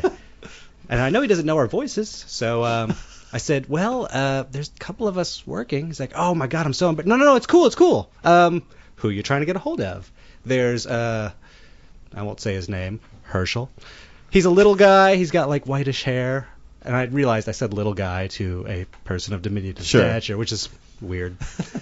He's like, yeah, I think it was him. I was like, well, I can't answer for Herschel, but he's working all day today, and he's working all day tomorrow. I can certainly either get him on the phone now, or if you want to come back and proposition him, that'd be totally fine. I'm sure he'd appreciate it. So you got to be a pimp for a day. Kind of, but it never actually paid off because he kind of said, oh, well, okay, thanks, and he just sort of hung up. And... I totally would have fucked her, man. How hot is that? Well, here's the Sex thing. with a girl while her midget boyfriend watches? I'd be telling that story when I was 80. That's true. That's one of those stories you could always tell. Exactly. Hey, you know what, Cyrus? When the dementia sets in, you will be telling that story. That's true. I'll think this was me. Yeah, this is going to be you. But in the 30-plus years of my life, that is the only regret I have is not saying, yes, of course. I can't blame you. Seriously, dude, you should kill yourself. I can't believe you just didn't say yes and well, go with it. I had to know because there was me, there was Herschel, and it was kind of I need to know who you're attracted to in a way that you want to see your girlfriend and maid. I don't know. It was bizarre. And you could have been like, I'll do it, but you have to dress up like Mr. Mitzelblick. Like, I'm already wearing the costume. Yes, absolutely. Like the way you think, Cyrus. Eric, you got a story? I've got hundreds of stories. I don't know that any could top anything that cool. So the question was worst or best? Best or worst? Which one was that? Just Your best or memorable. worst? Yeah, that was my best. What's your worst? Worst would be I don't know. It's not as funny. Forget it. Don't pass the buck now. Okay, so the worst would be like people bring in comics to look at as far as like me buying them. We have a lot of back issues. I have a lot of showcase comics, like the expensive rare stuff. And I'm the guy that looks through them. And there are many times where I'll see they're kind of beat up, they're kind of just thrown into a box or an old suitcase or something. They're kind of grody to touch. And then I find a dead creature, be it a scorpion, a spider, or whatever. And I'm not squeamish about that kind of thing, but it's like, oh, I just touched a dead thing. You at least could have cleaned this out before you brought it in for sale. I mean, how much do you really think this is worth? You have dead things in it. So, not as bad as a sticky copy of Cherry Pop-Tart, I suppose. But I've seen that too.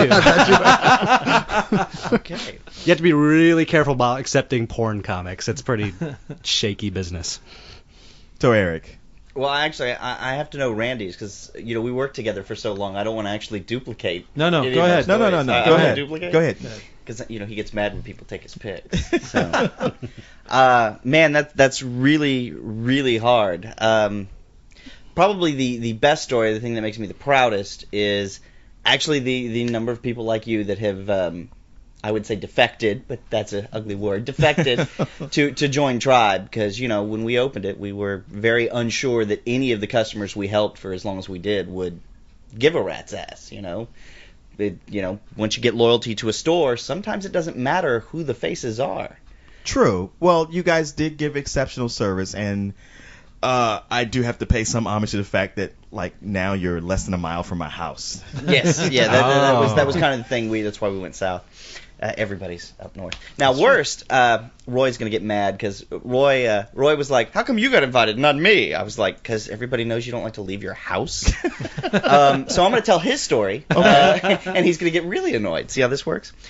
So when Roy first started with me at 4910 location of Dragon's Lair, we were cleaning up the store one evening. Gamers were all over, and he went into the bathroom to do a bathroom check. And he found marshmallows arranged in a semicircular pattern around the toilet. Okay. Nice little horseshoe. Okay. The marshmallows were yellow. Oh. To this day, we have around Easter they do make yellow marshmallows. We have no idea what kind of incantation was being cast in the bathroom, if they succeeded or not. It's probably the guy from Dragon's Lair. So Eric, you're saying you didn't like my lemon marshmallow bathroom surprise? Oh man, no, I didn't know. Now I do have one from Rogue's Gallery that I always find funny. All right. When it was still Dragon's Lair Round Rock, and I was up there because I was up there filling in all the time for them. They were leaving for the evening, and Randy and Farabee, this was, I don't know, within the first month they were up there. They were like, okay, now Eric, it was after they moved to their current location. They're like, you got to know something. I'm like, yeah, man, I've run y'all before. I know how to go. He's like, no. There's occasionally some odd customers that come in, kind of Sugginsy. And I'm like, Sugginsy? He's like, yeah, kind of, hillbilly-like. And I'm like, oh, sure, whatever. Okay, sure, whatever. I know we're next to a Double Days, but okay. I've seen weird customers. Yeah. So then I'm working the night, and this girl comes in with this rather big pot-bellied guy wearing overalls, and she's wearing overalls. I kid you not, overalls. And they're wandering around the store, talking in very thick accents. And suddenly she proceeds to yell, Pa! Pa! My thing's come undone again. Can you come help staple it? And she's got a rip in her pants that he's got to come safety pin. And I'm like, oh my God. Okay, I thought you were going to say her stomach stapler came loose. No. The safety pins in her overalls, it was covering her butt, came unpopped. And I immediately called David Farabee on the phone. I was like, I apologize. You were totally right. I bought you totally out of stock of the darkness, didn't I? They may have. Now, Randy, you being our oldest alumni, what? I screwed this up because I'm going after two better stories now. See? Yeah, no. All this, it's funny because all the stuff I can remember that's the worst is usually just a guy who comes in. We had a guy come in. It's usually the gamers, not the comics guys. In fairness, who will not shut up and will ask you so many stupid questions, and they've got $1 in their pocket, and they want to know. And there's a guy, and he's 22. He acts like he's about 12, and every literally 2 seconds, he's like, "Hey, can I ask a question?" And the question is inevitably. Is this Time Lincoln? Oh, okay, I'm sorry. The question is inevitably something like, "Do you think Deadpool will win a fight against the Hulk?" I mean, seriously, there is nothing that there's no or hey, what's this? Hey, what's this? And after about 20 minutes, you just want to kill yourself, and that happens more often than you think. So the answer to that question is, who do you want to win? Yeah. Oh, that's good. No, that's good. That never occurred to me because I've told people on Spill, don't even ask me those questions. Yeah. I won't answer them. They're stupid questions. Yeah. I'm sorry. Yeah. Even when I was 12, I didn't think about stuff like that. All my deflections didn't work because he'd be like, no, I mean like just for fun, just like in your idea, just for fun, who would win? And I'm like, just for fun, I'm not having this conversation. But the other things I remember, the worst stories, the time this is the old location, a homeless guy came in and regaled us for 20 minutes about his tales of getting high while watching Lord of the Rings. Sweet. Wait, was he watching Lord of the Rings telling you about getting high? No, was he telling you about stories about getting high while watching Lord of the Rings? That was actually me. Oh, okay.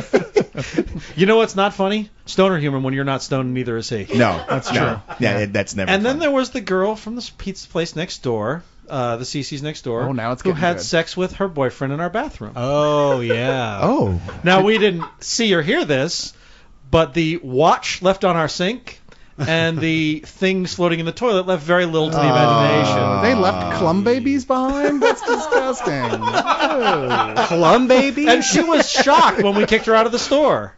Oh. So yeah. Wow. But at least there were two Never of them. There were shopping two of there them. That's again. better. Yeah. You know, But, yeah. it's Never- the guy that tries to take the comic into the bathroom by himself. Oh, That's- Yeah. Well, you got to have the sign saying no product in the Right. restroom, or we'll come in there and drag your ass out. Yeah, I feel like sign. it What's should that be gonna do? understood, really. Yeah, you would think. I know you think you need a sign that says please no masturbating in here. I guarantee you, someone who goes into a comic book store thinking this is if I can, I'm gonna go jerk off in the bathroom. Then they don't see that sign. They're gonna go, oh well, it's fine it's here. good. Clearly, Hello, this kind of thing Taro goes Witch on all of the the Black time. Rose. Yeah, you know what though? Even if there's a sign, they're not going to see the sign. Do you have the latest issue of She-Hulk? Do you have any Archie comics? Yeah. Oh. Not a clientele that's used to subtlety. You gotta admit. So you guys, okay. So I want to get your opinion on the whole collected volumes versus single issues. Like, what does that do for you when a book comes out, it's a miniseries or a story arc, 6 issues, and then that same month that the last issue comes out, or like maybe 1 month later, the collection comes out. Or even worse, now that fans are aware of that's how it is more often than not. Right. You know, I don't know. I'm curious to hear what you guys have to say about it. But at this point, I feel like it doesn't really affect me. People know. People either want to get single issues or want to get trades, and they can sort of choose, and it's not affecting the business that much, I don't think. I've not noticed any huge change in my single issue patterns. People will, if they want to read it right when it's coming out, they'll get the issues. If they don't mind waiting, or if they just want collected editions, they'll wait and buy the collected.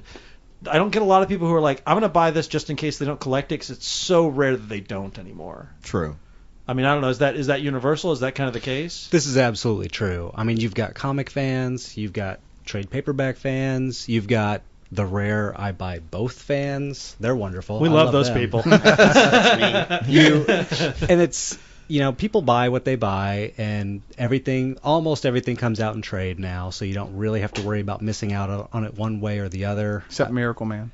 Well, give it time. Give it time. Yeah, because that time's coming. Marvel has the money and lawyer power to destroy Todd McFarlane, and I'm so waiting for that. I wish they It would. sounds like they actually already have from all their press releases. Well, they haven't actually said anything about, unless there's something from San Diego this year that I haven't heard, but they haven't said anything about the other run, the Alan Moore Right, run. they're doing the older my theory is that Yeah. they have to do the older run first. I'm betting that was their agreement with the original copyright. I won't believe it until I see a pile of his charred ashes and his action figure line start to suck. I feel like they've already started reprinting the old Mick Anglo stuff, and I feel like this is a tease to reprinting the Alan Moore, Neil Gaiman stuff. And it's kind of like, hey, the only reason to buy the stuff they're doing now is with the promise of the new stuff coming. And if they sell you on this old stuff without printing the newer stuff, then you have every reason to storm the castle with pitchforks and torches. They're buying time. They're Yes. just buying time. Yeah. And the second that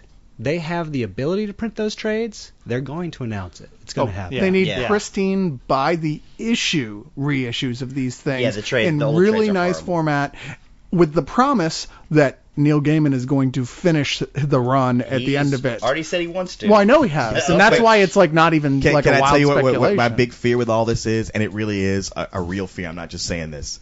Seeing the books, it's been in the back of my head. It only just now formed. Is that once they do that and they reintroduce Marvel Man into the Marvel universe, he's going to be the new Sentry. Oh God, you're I killing just, me. that's the thing is, it irritates me they want to introduce him into the universe itself. It's like, no, don't do that. Leave him as is. If But they, Marvel if they won't don't do that. it now, some writer will come along 5, 6, 7 years from 10 now. years. Yeah, Yeah. 10 years with the I got a fresh idea. I know. Yeah. I'll put Marvel Man in the universe. Look, they should just spend some money, buy a couple other classic great title characters that aren't really being used well anymore, and just create a new line that's their own separate universe. universe for it. A new universe, if you will.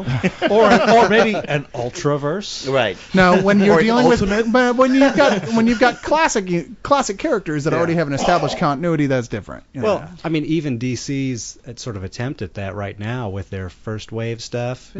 It's doing all right, but it's just okay. Yeah, that's kind of the thing. I really liked the first issue, and the second issue was okay. Well, Leon and I were just talking about that, saying, wow, reading this stuff, and then you go and read like Alan Moore's Tom Strong, and you're like, guys, read this. This is how you do it. You know what? I don't want to get off on a rant here, but the first wave stuff, I loved that concept of like 30s Batman, Doc Savage, the Spirit. It was a great idea, and they fucked it up. Yeah. Because Azzarello's not the guy to do it. He's too serious. You need somebody who's got a little fun with it. You also need somebody who can finish a goddamn script. Because that book's been coming out infrequently. And it did huge for us early on and then tanked immediately after. I don't know if it was because people didn't like what they got or because they had to wait like 3 months for the second issue. But either way, those were the two things they did wrong, and they could have fixed it by getting a different writer. I love Azzarello, but I don't think he was the right call. You can't pin that completely on Azzarello. No. I mean, 100 Bullets came out consistently, except for when he was writing Batman. Sure. And the end. Yeah. Well, no, I mean more under the gun on it's that. It's not just his fault. I'm not. And for all I know, he turned in every script on time. That's possible. It's not his fault. But I felt like he was. It speaks to the editorial guidance on that they took it they got Azzarello because it said we're going to make this a dark and gritty universe, and I'm like, I don't think that's exactly what you don't want 100 bullets when you're doing the Batman and the Spirit. I don't think. I think you want something a little more fun. I'm glad Grant's not here because I don't particularly like 100 Bullets. Oh, and shut your dirty mouth. I'm sorry. I think it's okay, but I think by issue like 30 or so, it just loses its way almost entirely. I was going to say though, have you ever read the whole thing together? I've read the first 6 volumes of it, trades, and I just got to a point that I was like, man, I don't even know what's going on. Because I fell off it, and then about the time the last volume was about to come out, I decided to buy what I hadn't gotten, which was the last like 3 or 4 trades, read the whole thing like a big giant comic novel. And it holds together so much more. It's so much better book altogether. Like that. As Brian's go, I prefer K-Vaughn over Azzarello. So. Well, yeah, but I prefer Azzarello to Bendis. Brian's go. Oh yeah. Hold on, I got to look up another Brian comic. well, let me go back to another question from a good friend Christian Alvarez, who said he's sorry that we're not going to be in Comic-Con. We met him out there last year. Yeah, we had so much fun hanging out with him. Probably one of the best things about Comic-Con, other than hanging out with Jim Shooter, was the night of the Spill party where we got to meet so many of our fans. Yeah, we got to meet the twins. They were really awesome. Yeah, and Mike and Tom Santos awesome. and all sorts of people there. A huge showing of fans showed up for that. Yeah. And it was like really unexpected and really awesome. So now they'll all be there for Corey. They'll be spread thin amongst them all. And get really drunk and start yelling at someone. Yeah, they'll be that. He says, I was recently hired to work in a comic book store, and I was wondering if you had any do's and don'ts on working at a comic book store. Any tips? That's a good one, actually. That's a good question. Somebody else go first. It's always someone go first. I know, Randy. You've been tossing it. I feel like I'm talking this ain't a basketball too much, game. but I'll go. Okay. So the first don't, I think, is don't treat it like it's. I mean, it's a great job, but treat it like a job first. This is not something you're doing for fun. Like you're not there to read comics and hang out. You are there to make sure the customers find the comics they need. That is your job, and do that job. Because if you're not, you're hurting all comics industry across the board. You're going to make people you're going to have people buy bad comic book stories, and you don't want that. So, enjoy the job, but by all means, but do it as a job. I think that's the biggest thing that I would say. Eric? I hate to give advice to another man's employees. That makes me feel dirty somehow. But this is Southern California. Oh, okay. Well, then, hell, in Southern California, I mean, what? He's just got to go out, tan a little, go in, sell some comics. What the hell does he need advice for? It's all Jesus. The thing I would say is always, always, always listen to your customer. I don't care if you don't like Darkness, but if somebody comes in and wants to tell you 20 minutes about how much they love Darkness, they're probably going to like Witchblade. If they're not reading Witchblade, take them over to Witchblade and go, wow, man, you like Darkness? Here you go. Well, you bring up a really good point because Allison, who's not here tonight but loves comics, I had a hard time getting her pulled into a comic book store or to Staple. Finally got her to go in the Austin Books, but her experience going to comic book stores was like she was afraid of meeting somebody who was like Jack Black. Yeah, I was about to say that. Yes, in High Fidelity. In High Fidelity, yeah. where she goes in and says, I like this comic, and they're like, well, yeah, that's fine if you're an idiot, and just would put and it's the kind of thing. It does turn you off. Darkness. There's no way your daughter likes that kind of. Oh, wait, is she in a coma? But I do think that's important to feel people out. To say, like, do you like this? And they go like, oh, I'm really in this book. And you go, oh, no. Then, they're like... you want to sell stuff, right? Why are you even carrying it if you don't want to sell it? I mean, I guess the thing is, like, you have to be aware. If you're going to do this, you're going to work at a comic book store, you have to be aware of your stock. You have to know what it all is. Yes. And what other people would like if they like one thing or not. I mean, I'm years working in service industry and bars, and there's certainly a lot of beer I can't fucking stand and liquor, but I knew exactly what to recommend to people if they asked for a Bud Light and I didn't have it. And it's not just Miller Lite. Yeah. When you worked at the bar and people would come up and order Bud Light, and you guys had so many, like, just hundreds of. We'd sell them on Fireman's Number 4, and within a week we would have a new Fireman's. Well, Number 4. I know that when they came in, you couldn't go like, oh, why are you drinking a shit beer like that? No, but usually... So I would say it for you. Yeah, I just sit there on the other side of your voice box. Give him a hard time. You're like, oh, that's so sad. Is there something wrong with your sense of taste? Was there an accident? Did it catch on fire, your tongue? So I think that's one of the trickiest things working comics retail is the balancing act between honesty and... Because you want to be honest. People can tell if you're just bullshitting them, telling you like everything. Because if they're taking you around, they're like, oh, what do you think of this? Oh, I love it. What do you think of this? I love it. They're going to realize he's just trying to sell them shit. So you got to give them your honest opinion in some regard, like, oh, that wasn't my thing, but if you like this. But at the same time, you can't be like, oh, God, I hate that book. Why would you want to read that book? Because then you're an idiot and you're not going to sell anything. Yeah, you can't go, oh, so you want to read the darkness. You don't got to do sort of measured honesty. And sometimes people want to hear shit about books like you like. And you can't be like, you can't get an argument about, no, it's a great book and here's why and you're wrong. Because that's not winning you any friends either. Well, you can go, you know what, I personally like it. I like that book, fair. But you don't like it, then I know, you got to use that as information. It's like, okay, you don't like this book, I do, so what else might you like based on not liking that? Just from experience of even just working at Spill alone, that's a hard capability for geeks to have. Yes. It's one of the hardest things it is for them to do is to back off from something they feel passionately about, which obviously you do. You wouldn't be working at a comic book store in the first place. Right. And go, okay, well, that's nice through gritted teeth. Yeah. You've got to accept it's not an attack on you if they don't like the same comics. Yeah, it doesn't mean anything if somebody look, Leon is not a douche because he didn't give Inception better than sex. For that matter, neither am I. I got a few, you jackass. How didn't you? Did you really? How dare you only give it a high full price? Oh my God, you love the movie. I know, it's like an inch away from our highest review, and they're like, dick. But come on, why are you bringing emotion into this? It's just stupid. It's just freaking opinion. I will berate Leon for the rest of the month about it. So, Brandon...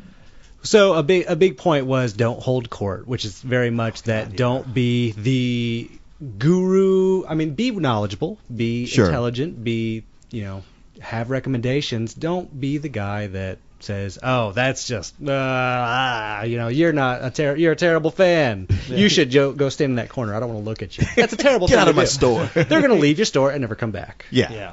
So that should be obvious. It isn't as obvious as it is, but that's an important lesson to learn.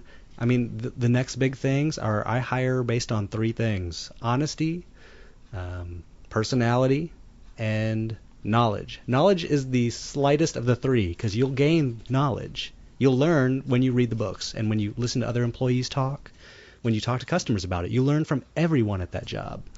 And customers will make recommendations to you that you never thought to check out, and you'll read it and you'll love it, and it's your favorite book, and then you can recommend it to other people. But always be honest. If you don't love a book, don't tell someone you love it. Just say, this. I'll just throw out an example. Batman and the White Indian Guy, not my favorite thing. Yeah. But there are people that like that book. There are, yes. Oh, it's too bad you guys missed our Kevin Smith discussion. But please, keep going. They should come buy it from my store then, because I have a lot. But, essential Batman reading would be Year One. It's fantastic. Yes. Right. Or Dark Knight Returns, or if you've already covered the essentials, try Batman Detective by, Paul Dini. It's wonderful. He gets the characters right. And personality, be friendly, be nice. Don't walk around with a grimace. If you have a grimace, no one's going to want to come near you. No one's going to want to get your recommendations. It's just, I look for that when I'm hiring someone, and I only have people on board that can express those things and work hard, know that it's a job. I mean, I agree with everything you both have said at this point. So, and the ability to give a genuine smile casually, and not like either an intimidating smile or that kind of grimacy smile, is worth like 6 other employees. It like goes one miles person who can do that in every walk of life, no matter what your job is. If you can smile and look at someone in the eyes and talk to them, you are a winner. True. And to expand a little bit, specifically in answer to on what Brandon said, the not knowing everything is something key. Like when you work comics retail, go outside your comfort zone in reading. Like if you only read superhero stuff, read some Vertigo stuff. If you only read Vertigo stuff, ask your coworkers like, what's a good superhero book you think I'd like? You know, because if you read Vertigo, you might like Grant Morrison's Batman or his new X-Men stuff, and you might discover some superhero stuff. Because the broader range of stuff that you know and is going to help you sell comics. And that's your job. But don't you have isometrics on what people are buying at your store? Come on. What kind of backwards place are you running there? They're all in my head. Well, it's funny, the thing you bring up, because I wanted to mention how Austin Books, more than both of your stores, really caters to indie and alternative comics to the point that, like, you guys have a high level of just, not in a bad way, but hipster clientele. We do.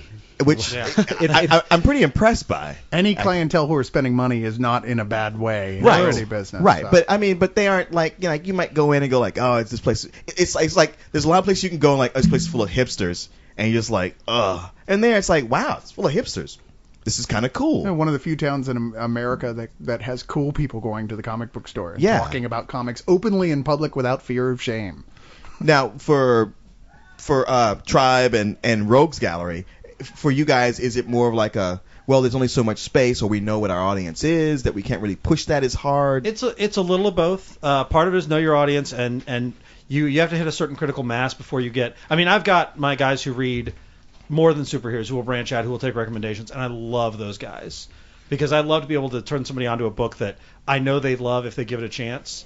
And a lot of people just won't give it. They're like they're there for their Green Lantern and for Blackest Night, and that's it. Or they're there for just X-Men books and that's it, and they don't want anything else, and that's fine. I'm okay with that, but it makes it hard for me to really recommend a lot of stuff that I love because I know they're not going to go too far outside their comfort zone. The more people you have, like percentage-wise, who are going to be into comics as a medium and not superheroes as a genre, or even to go the other way, just into say Vertigo. The people who only read Vertigo won't touch a superhero book or won't touch a black and white book. And there's a lot of people who won't touch black and white at all. And I love that you can have that crowd. The bigger you are, the more audience you have, you can keep cultivating it and build on it. And Austin Books has done a great job of that. They've built such a huge audience of people that I'm sure you guys have tons of superhero fans too. But you've got so many people, I'm sure, who come in and you can sell them anything good. Like, it's not restricted. And they're not necessarily even comics people. They read it, they throw it on their kitchen table, and that's it. It's not their life. And I have some people like that, and I love that too. I just love the people who, I love the devoted fans, and I love the casual fans. I want both. I wonder if, like, in your case, if it's location, being like Round Rock. Part of it is Round Rock. Just sheer population. Round Rock is just not Austin, and Austin is a hipster town. It's very much a tiny little weird cultural bubble. There's nothing else like it. A lot of it is also there's a choice. There's choices to be made. One of the big choices is if I wanted to be just a comics only shop. I could have a lot more room for indie and that kind of stuff and kill all the gaming, and that's a certain segment of the comics audience is going to be turned off by having gaming in the store at all. Now, I'm not talking about having people playing. I'm talking about they don't want to come in and find a place with dice, and that's fair. But that's sacrificing a huge amount of cash flow for a big gamble on an audience that I haven't seen any evidence is big enough to replace that cash flow. I mean, there are days I'd love to be a comics only store.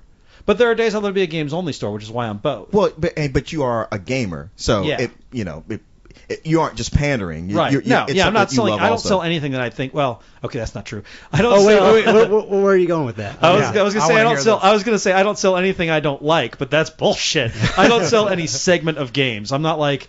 I don't sell, I'm not dealing stuff I wouldn't play with, I guess, I don't play Games Workshop, but I'm like, oh, this stuff's horrible. I hate that anybody buys this. No, I see the appeal of everything I sell. but I might not personally be a fan of it. Yeah, see the appeal in the sense of cha-ching, thank you very much. No, totally. I can totally get the appeal if you're a person who can paint and put together models. We're having this army of hundreds of little dudes and tanks and shit. Yeah. I totally see the appeal of that as a geek. I would love that if I had the skill, the time, and the money. See, I'd see the appeal of that as a retailer. And I also see it as a retailer. I don't walk in a tribe and go like, oh, you got a bunch of Jeff Loeb books here. That was part of what drove me away from Dragon's Lair was when suddenly they embraced Warhammer, and it was like there was a good third of that store that took up with these elaborate miniatures that cost like $200. And I was like, look, man, I don't know who your store is catering to, but it's nobody in my income bracket. To be fair, can I ask when that was that they switched over to? I don't know many precisely. Many years ago, years ago. At least probably 2 years ago, 3 years ago, something like that. Not that far back. But I remember there was that point that when suddenly it was like overnight they said, you know what, we're going to push even more of the comics out of here. And now it's over half the store. Yes, I can tell you why that happened, but you shouldn't. I shouldn't. Okay. Oh, really? Later. Oh, you guys, come on. I promise we were going to tell the things that all right, here, I'll be honest. I don't mind being honest because there's no love lost between me and members there. Everyone knows that. It's no secret. Roy will tell you it's no secret. This is the man not drinking. Just ready to throw out the truth. I will throw a punch quicker than anybody in this industry because I'm brutally honest. And brutally honest. Randy knows this. I'll tell a customer, wow, that's not a good book, but if you like it, here's another book you'll like. And people, and that's the reason they trust us. If I go up to somebody and I tell them this is a great book, they're like, wow, that guy told me not to buy that $45 book I was really looking at because he said it was crap, but he's telling me to buy this $20 book. Maybe on the flip side, you're honest to the point where I've come in and you said like, here's a book I think you'll like. Take it for free because I want you to. Yes, to really I do enjoy that, this. and I'm a firm believer in that. If you like it, come back and pay me for it. If you don't like it, just bring it back. Yes, I have said that to many people. That's pretty amazing. Why don't you do that, Brandon? So I do that with the dollar comics. They can't do that because they have what?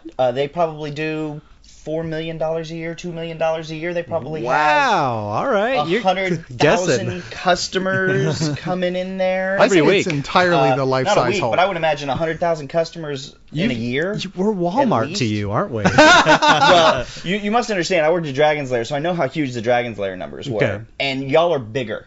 To be blunt, y'all are the comic book store in town. When famous people come to town. Even if they're not coming in because y'all brought them in, they go to Austin Books. It's not because, they're like wandering around and they just happen to see the old Spider-Man that used to be out there that's not anymore. It's because y'all have a reputation. And, it's because the Leog recommends them. I'll be back on the show every week from now on. Yeah, that's how I got in here. Exactly. And now I won't leave. And you guys do have more action figures than Wonko's Toys, which is known for its. Isn't that ridiculous? Yes, it is. Oh man, the action figure section. I'm jealous. That's another one you've got to cultivate. Yeah. And then once you've got it built up, it's great, I'm sure, but. Man, that is a lot of work to get that. It's like a museum. It is. That's amazing. And that's part of the reason y'all are so successful is there are several niche markets within our niche market that y'all have capitalized on that everybody else in town has rightly left to y'all for many reasons. One, y'all do back issues better than anybody else. And a question long ago about trades. I was in the industry when trades first became popular. And they killed back issue sales. Oh, yeah, they exactly. Gutted back issue sales because the casual guy was like, oh, I can just pick up this book? Well, screw it. I'm not digging through those dirty boxes Marvel and anymore. DC realized they weren't making any money on I back would issues. say what killed back issue sales was Spider-Man #1, Todd McFarlane's Spider-Man #1. Because that was during a time when the general public had this idea of like, wow, these back issues are selling for so much money. I'll go buy 6 of these #1 issues, keep them in a vault, and then I'll put my kids through college with them. Not realizing that 2 million of those sold when there were only less than 1 million comic book fans in the world. So they had absolutely no value. Like, nobody understood the economic model that during World War II, when everybody went to war, all those comic books were thrown away, which made them scarce, and why they're recycled for paper for war effort. Oh, come on, Leon. You blame everything on Spider-Man #1. You're like 9/11. It was Todd McFarlane. I really have to say that between trades and eBay, that killed back issues. But you've managed to cultivate a back issue market. You see, to me, back issues aren't dead. I have people who come to the store because we have back issues. I know. And we lost a few customers at Dragon's Lair when I finally said, okay, sir, we've looked at the numbers. We have to kill this section. This section, for the square footage we've dedicated to it, makes no money. If I gut this whole section and I put in 2 more racks of trades, we're going to double our profit in this section. Sure. And now, you also lost a customer because a cat pooped on the back issues. The cats and pets was a constant war with me and David. And I love the cats. I like the cats that are there. They are not always well maintained. Many times I was told if a cat was sick to lock it in the office rather than taking it to the vet.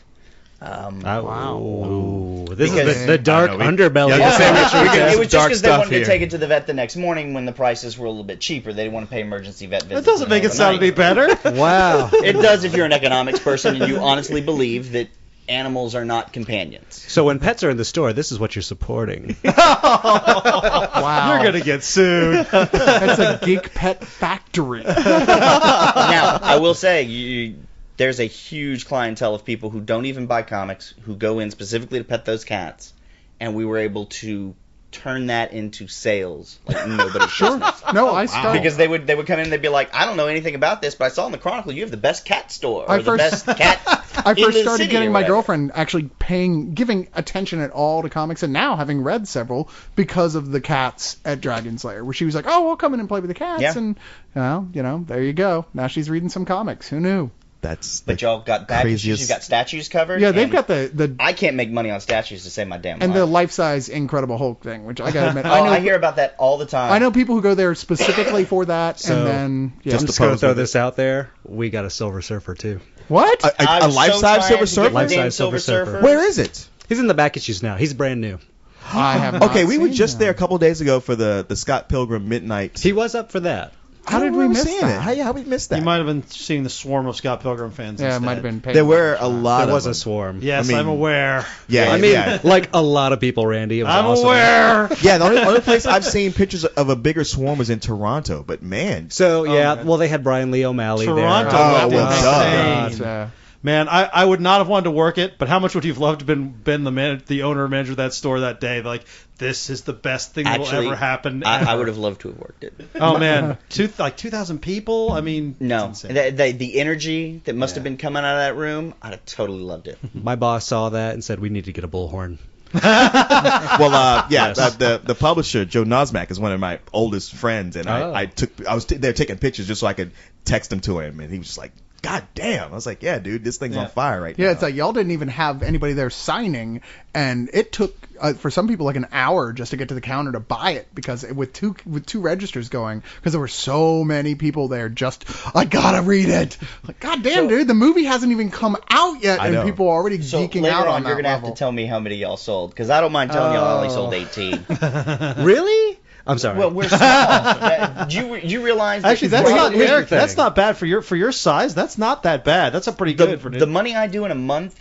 I would bet you do in an hour. Damn close to the money y'all do in a week. I'm not going to speculate on that, but here's the yes. thing. You were talking about we cater, we have a hipster crowd. We have, when Scott Pilgrim Volume 1 came out, we were lucky that a couple of our employees read it and loved it. Yeah. And turned the other employees onto it. Yeah. And we turned all the customers onto it. People that you wouldn't expect to like it were just said, read it, try it. Yeah. I will give my personal guarantee. Yes. It's totally a book that I would not expect myself to like. If it was described to me, I'd be like, Right. I don't want that. But when I sat and read it, I'm like, wow, I love this book. And so we grew and grew and grew that fan base with every volume. Yep. That's what a good comic store should do. When that Volume 6 came out, and I was actually on the phone with a dude at Oni named Corey. Corey Gassoni. Yeah. And we had done a Six Gun event with our free comic book day. Right. We had the two creators, Brian Hurt and Cullen Bunn there. And that was exciting. And so we had this established relationship, and talking on the phone, he gave us the hint that there was going to be a midnight, comic shop Scott Pilgrim thing. Yeah. I said, do it. Whatever you need to make this happen, please do it. Because I've always wanted the rock and roll record store midnight release, and there's no better book than the last volume of Scott Pilgrim for it. No, absolutely. And it happened, and setting up for it, you always set up for these things, And I run the events, and I'm like, oh please God, I hope someone shows up. Yes. Oh my God. I've run around. You have no idea how glad I am to hear you say that, because I thought I was like, my store being smaller had that, but I'm glad to know it's not. It's universal. Always a concern. Yeah. Always. Yeah. I mean, we were scrambling that morning to pick up Rock Band because we advertised it. Right. We did the thing with Game Over Video Games. We had them donate prizes for it. I'm like, I've got so much kind of sort of writing on this. I really hope people like this book as much as I think they do. Yeah. And I mean, I didn't know if anyone would show up, and then we had 20, 30 people show up in costume. Yeah. Yes. and pretty girls dressed up as comic book characters is always a huge thing. Yeah, that doesn't turn away business. Never. 20 or and 30 that's people. the best that's feeling. More than what Scott Pilgrim. Yeah, if the worrying before the event is the worst feeling in the world, when it goes off is the best. Oh, when it goes off and it's happening, you're like, holy shit, this is as good as I thought it was going to be. The fact that I even timed out the Rock Band contest properly, I was like, I've never run a video game contest. I don't know, and it ended right when it needed to. I was like, oh, this is just sweet. Yeah, it's beautiful when things go off like that, and it's so rare with everything going off. It's nice when it does. And both you suck. Eric, stop that. You have a great store, and I love it. I do, but you don't understand.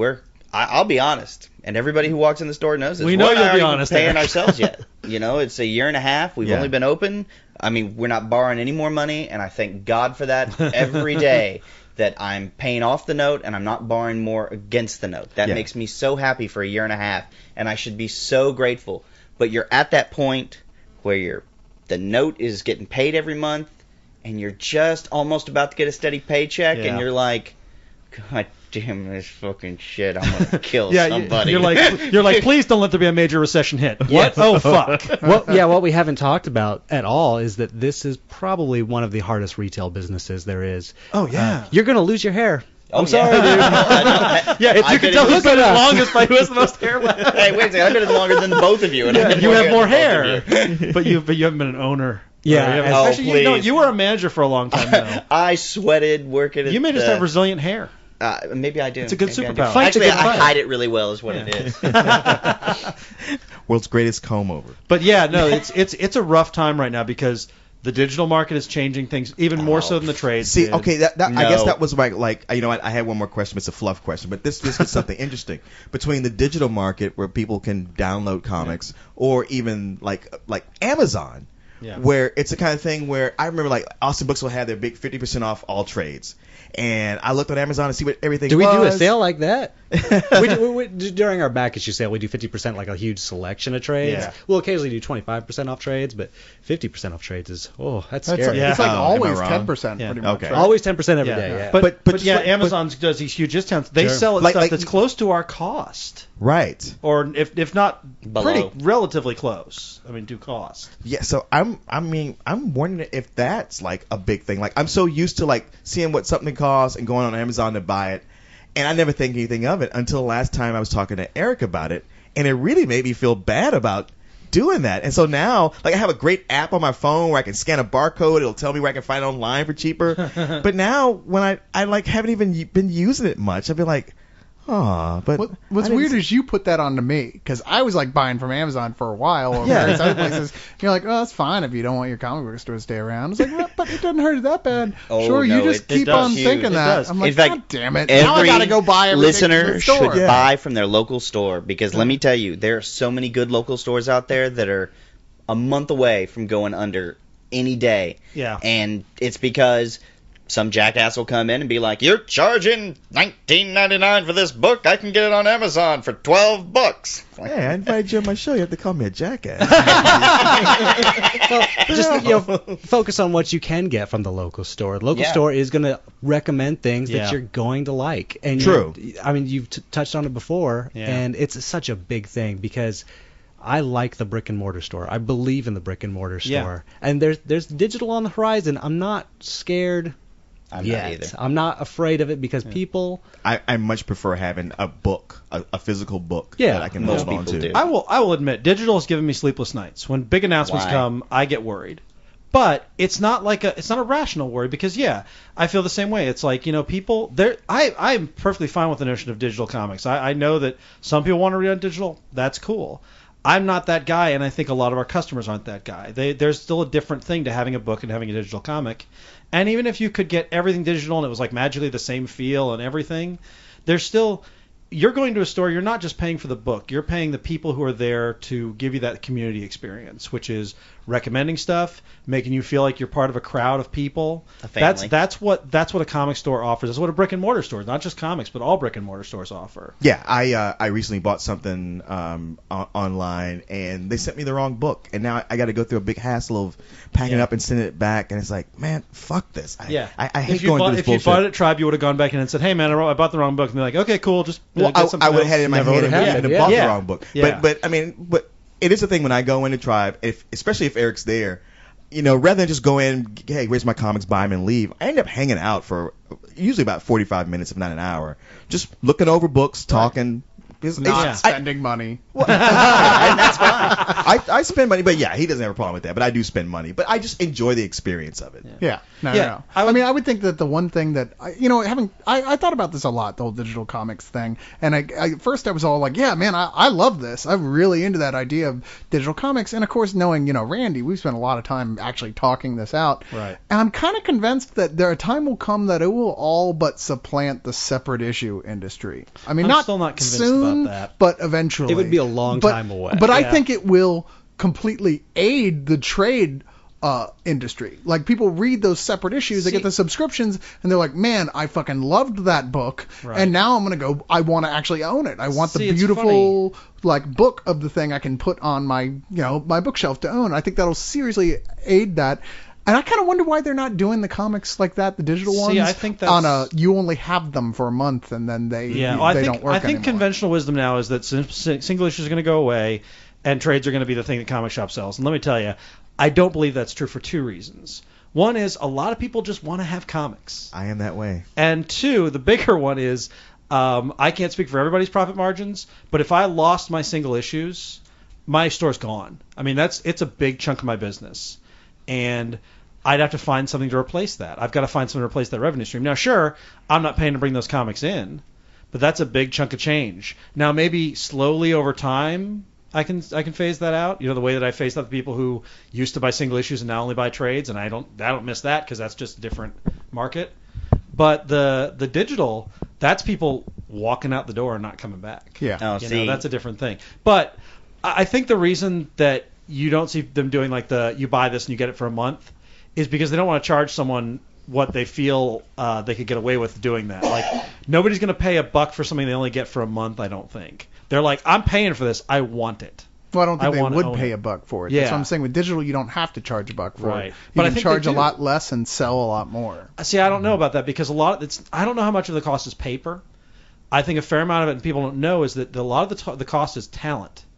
And that costs whether you're printing it or not. And so I think the level of cost, now, obviously they're pricing things a lot higher than they probably should be, but I think the notion of 99-cent digital comics is probably not going to happen. I don't know. I think that it would be considerably less than that, and you would sell so many more times the amount of comics just by the nature of it was so cheap. You wouldn't even think twice about a year subscription to Spider-Man if you liked it. If it was 25 cents an issue, you wouldn't even think twice about them, and it would cost them next to nothing for as far as the actual putting out of the issue. That whole thing of sending out distributors and now it's got to cost a little less because they got to make money, and it's got to go then to the stores. It's got to cost a little less to make them money, and then cost the paper and the inks and all that. That's just gone. But see, that's a big gamble. It is a big gamble. That's let's cut the price in half and hope we get double our audience. That's a big gamble. And I don't know if you've noticed, but nobody in the industry is that big of a gambler. No, and it's no, that's true. And we're not at the point yet where anyone's going to take that gamble. I think 10 years from now, though, the way culture is going, the way it is starting to embrace comic books as a wider phenomenon, we might be at that point where that happens. But the idea of anyone selling anything for 20 cents besides bazooka gum will never, ever happen. It's never going to go below 99 cents except for promotions. And I don't think they'll get to that. $1.99 seems to be where they're settling. And gripe though people may, I don't think it's going to go lower. There's never been a case of an industry going, you know what, let's lower the prices. Once again, if it doesn't cost you more to make more, there's no reason not to put it at a bottom dollar price. Unless you can sell it for higher. Unless you can be sure that you're going to sell that many more, and I'm pretty sure that they would sell that many more. It would be worth it, and it would totally come out in the wash. But we've seen the opposite. we had the Marvel president saying, the guy who ill-advisedly in a business conference said, "Oh, the $3.99? Yeah, we just figured we had an audience that would buy it at $3.99. We didn't need to charge that much for it." Yeah, well, that's the thinking. That's what's going on. It's they're not looking for the bottom and the biggest audience. They're looking for what they can get, how high we can sell to enough people to make us more money. Well, Marvel has had their head up their ass for like at least 2 years. DC now, thinks the same way, and I wouldn't be surprised if Image, IDW, all those guys. It's business, man. That's right? what they're doing. No, I get it. I think it's just like with the music industry, though. There's this thing that's been coming for a while where, hey, it all changed. It's a totally different playing field now, and it's going to be the early adopters who are the ones who are going to survive it. No, I don't think it'll happen at all. And I'll tell you why it didn't happen. 13 years ago, retailers were pulling out their hair and were ready to burn down Marvel and DC because they were absolutely 100% convinced that trades were going to kill single-issue sales. That when they made the big switch over to start putting out a lot of trades instead of just this occasional trade stuff, they were absolutely convinced, I heard it all the time, at any retail symposium we went to, that was going to put us out of business. And I would look at these people like, are you insane? This is not putting us out of business. We're making money. And here we are, many, many years later, over a decade, and there is not a retailer in the country, unless they're dumb and have closed, and I know a few, that would not carry trades in their store. Yeah. And it has not hurt single-issue sales at all. Okay. And all Digital Comics has done, in this last week, I have sold $300 worth of comics that I never would have sold to 4 different guys who were like, I was reading this on my PSP. And I was like, what the hell's a PSP? Right. Eric may not look like a 70-year-old man, but in his heart. Right. In my heart I am. I'm like, what's a PSP? And he's like, I was downloading Digital Comics. And he rattled off 5 different titles that totally he would never have bought because all he buys, these couple of guys, are video game comics. Yeah. And they bought a whole bunch of normal superhero comics that Marvel and DC put on the little PSP for them to download, and they loved it so much they came in and they bought all the single issues that I had in stock. No, that's good. That's good. I mean, That's like I said, great. my argument isn't necessarily it's going to kill that industry so much as that it's going to become a powerful industry in and of itself. It may, and I could be totally wrong, and 10 years from now I may be crying not having a store. I hope not, but because once again I think that it'll end up being just where the sales part of it, the brick and mortar sales, just will change in its direction of what they're selling. I think. That's all. The fact that more and more people are accepting of comics and willing to try out comics on their PSP is a good thing. Yeah. So I think we can, as long as we don't panic, we can use this. Now, we can promote comics. I should make one caveat here that I think all 3 of us can agree on. We are not the norm in the industry. We live in such an odd flippin' town. Yeah, true. You look at our sales, I guarantee you, if we were right now to write out our top 50 comics on all 3 of our stores, and then we would look at the top 50 comics of, say, Diamond's list that they put out, we'd be like, we'd see some obvious ones up there, Blackest Night, and then we'd see some that were like, who the hell is selling that much of that comic? I sell 3 issues. Or we'd see a Vertigo title that we all sell probably boatloads of that's like at 75 or 80.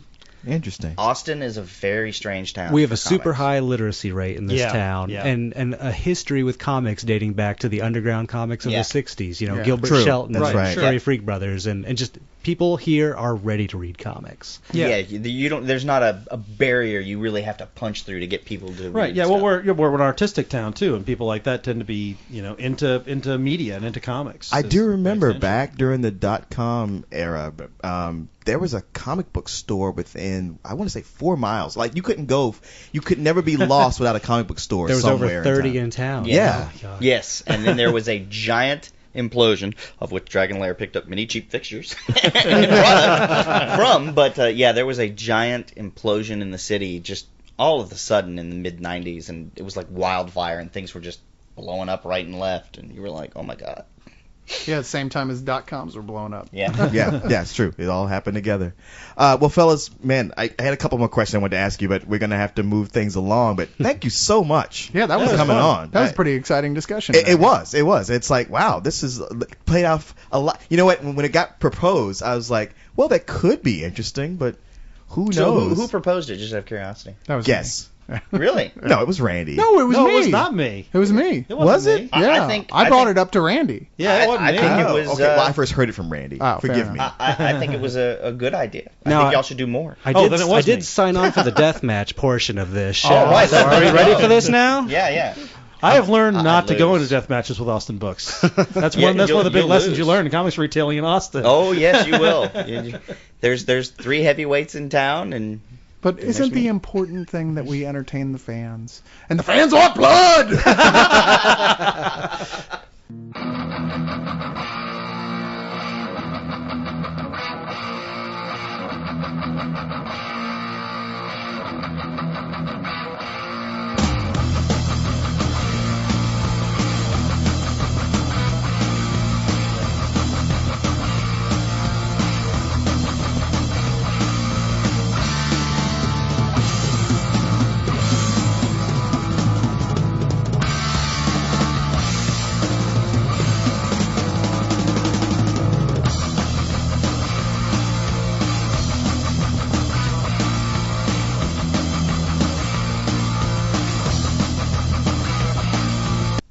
Welcome back to Leog.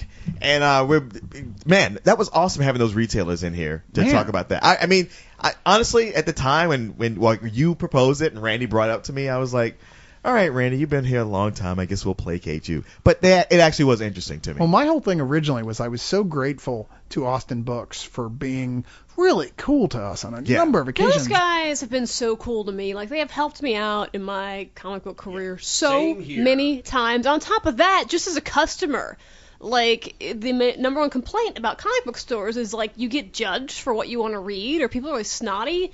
And in Austin Books, like, whatever the hell you want to read, they will find it for you. Like, great, thanks, come back again. You don't get this snotty, oh la la, I'm so great. Well, I mean, like, above bullshit. and beyond their personalities, they have flat out just been good to the Leog. They have Yes. They have given been us so good to prizes us. on a number of really occasions have. to give out to fans. They've given us prizes to give to each other, for God's sakes, at our first league arena. Yes. I mean, they're nice people, They're good and I felt like, you know what, after them sponsoring us for the last the party during the Spill.con, I wanted to give them a chance to more so have a presence on the show, really. And I know they wanted to, because the guy who's the manager there, Brandon, who was here earlier, has had his own podcast, as I said Brandon's earlier. so fantastic. All that. He's a really sweet guy. And so my initial idea was just to have him on. And then I was like, you know what, how do we make that a show? Let's just make a show about retailing. You know, we've never really discussed the business end of all this. So, yeah, I thought that turned out great. Well, and we have a number of fans who are interested in the business of comics, you know, from all aspects. Absolutely. And Brad, the owner, I was actually friends with him before he even bought Austin Books, and so I was very happy to see him turn it around. Aren't you cool? Yes, I am. I'm friends with everybody before they did whatever they're doing. It also doesn't hurt that he had those photos of you guys. You know the photos I'm talking about. That does it too. But now we can. What, you mean my Facebook picture? Now we can finally get on to the discussion of comic book conventions, because that's what it's all about. Comics. Now we aren't at San Diego Comic Con, but some of us have been to that one. If we haven't been to that one, we've been to several others. Oh yes. Yeah, oh yeah. So, did you hear the news today? Which news, Kristen? Oh, there's plenty of it, That's but when I close my eyes and make it go away. We may have already covered some of that. did you cover the Westboro Baptist Church counter protest? Oh no, we didn't. If you don't know, the Westboro quote unquote Baptist Church is a hate group. They're the ones that picket. Those are the God Hates Fags. GodHatesFags.com. Okay, They picket military funerals. There's just, and it's like about 15 people. It's just of the earth. Yeah, it's just a crazy. It's all one family. Yeah, it's a they're all crazy related. batshit family. Well, they decided they were going to protest the Comic-Con. Because apparently reading Batman is worshiping a false idol. Yes. God hates fangs. So, there's been so many fantastic counter protests because basically they just want media attention. And so what people have started doing is showing up to their protests and just being outrageous and ridiculous Right, and like take the spotlight off. take the spotlight and be just more ridiculous. Well, I knew the exact time they were going to be protesting today, and I asked my friends who were there, please, if you see a counter protest, please take pictures. So my buddy Dylan Edwards was over there, and he took some pictures of the counter protest. It was beautiful. It was A couple of my friends are actually in that counter protest. it was 4 Westboro people with their actual God Hates Fag signs, and then this sea of nerds with signs like Superman died for your sins, and magnets, how do they work? And God hates kittens, and Odin is God. Odin is God. Odin's God. Read New Thor #5. Yeah. A couple of my friends, Ferocious Jay was there dressed in a Starfleet uniform with a sign that said God hates Jedis. Yeah, Another friend of mine had a sign up that had two signs actually. One said "All glory to the Hypnotoad."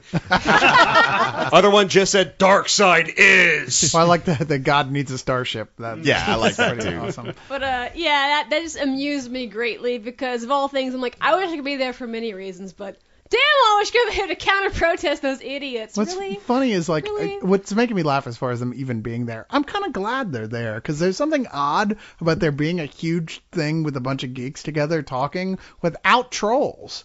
You know? It's trolls IRL, trolls in real life. Exactly. I was like, wow, okay, well now this makes sense. It's all Saddest thing coming is they're together. the worst trolls ever. They really are. Obvious troll is obvious. Yes. Well, yes. a lot of people in counter protesting them will just start fundraisers for AIDS organizations, and they said, I've had several people who've been like, they've actually done so much for us because they have raised so much money for HIV victims because people get mad and they donate tons and tons of money in the name of Westboro Baptist Wait, Church. it sounds like a Chuck Palahniuk plot, doesn't Might it? as- Like it might this as well church be. that like actually wants to help gays and AIDS research and stuff, and Right. so they figure the best way to do it is to go about it this way.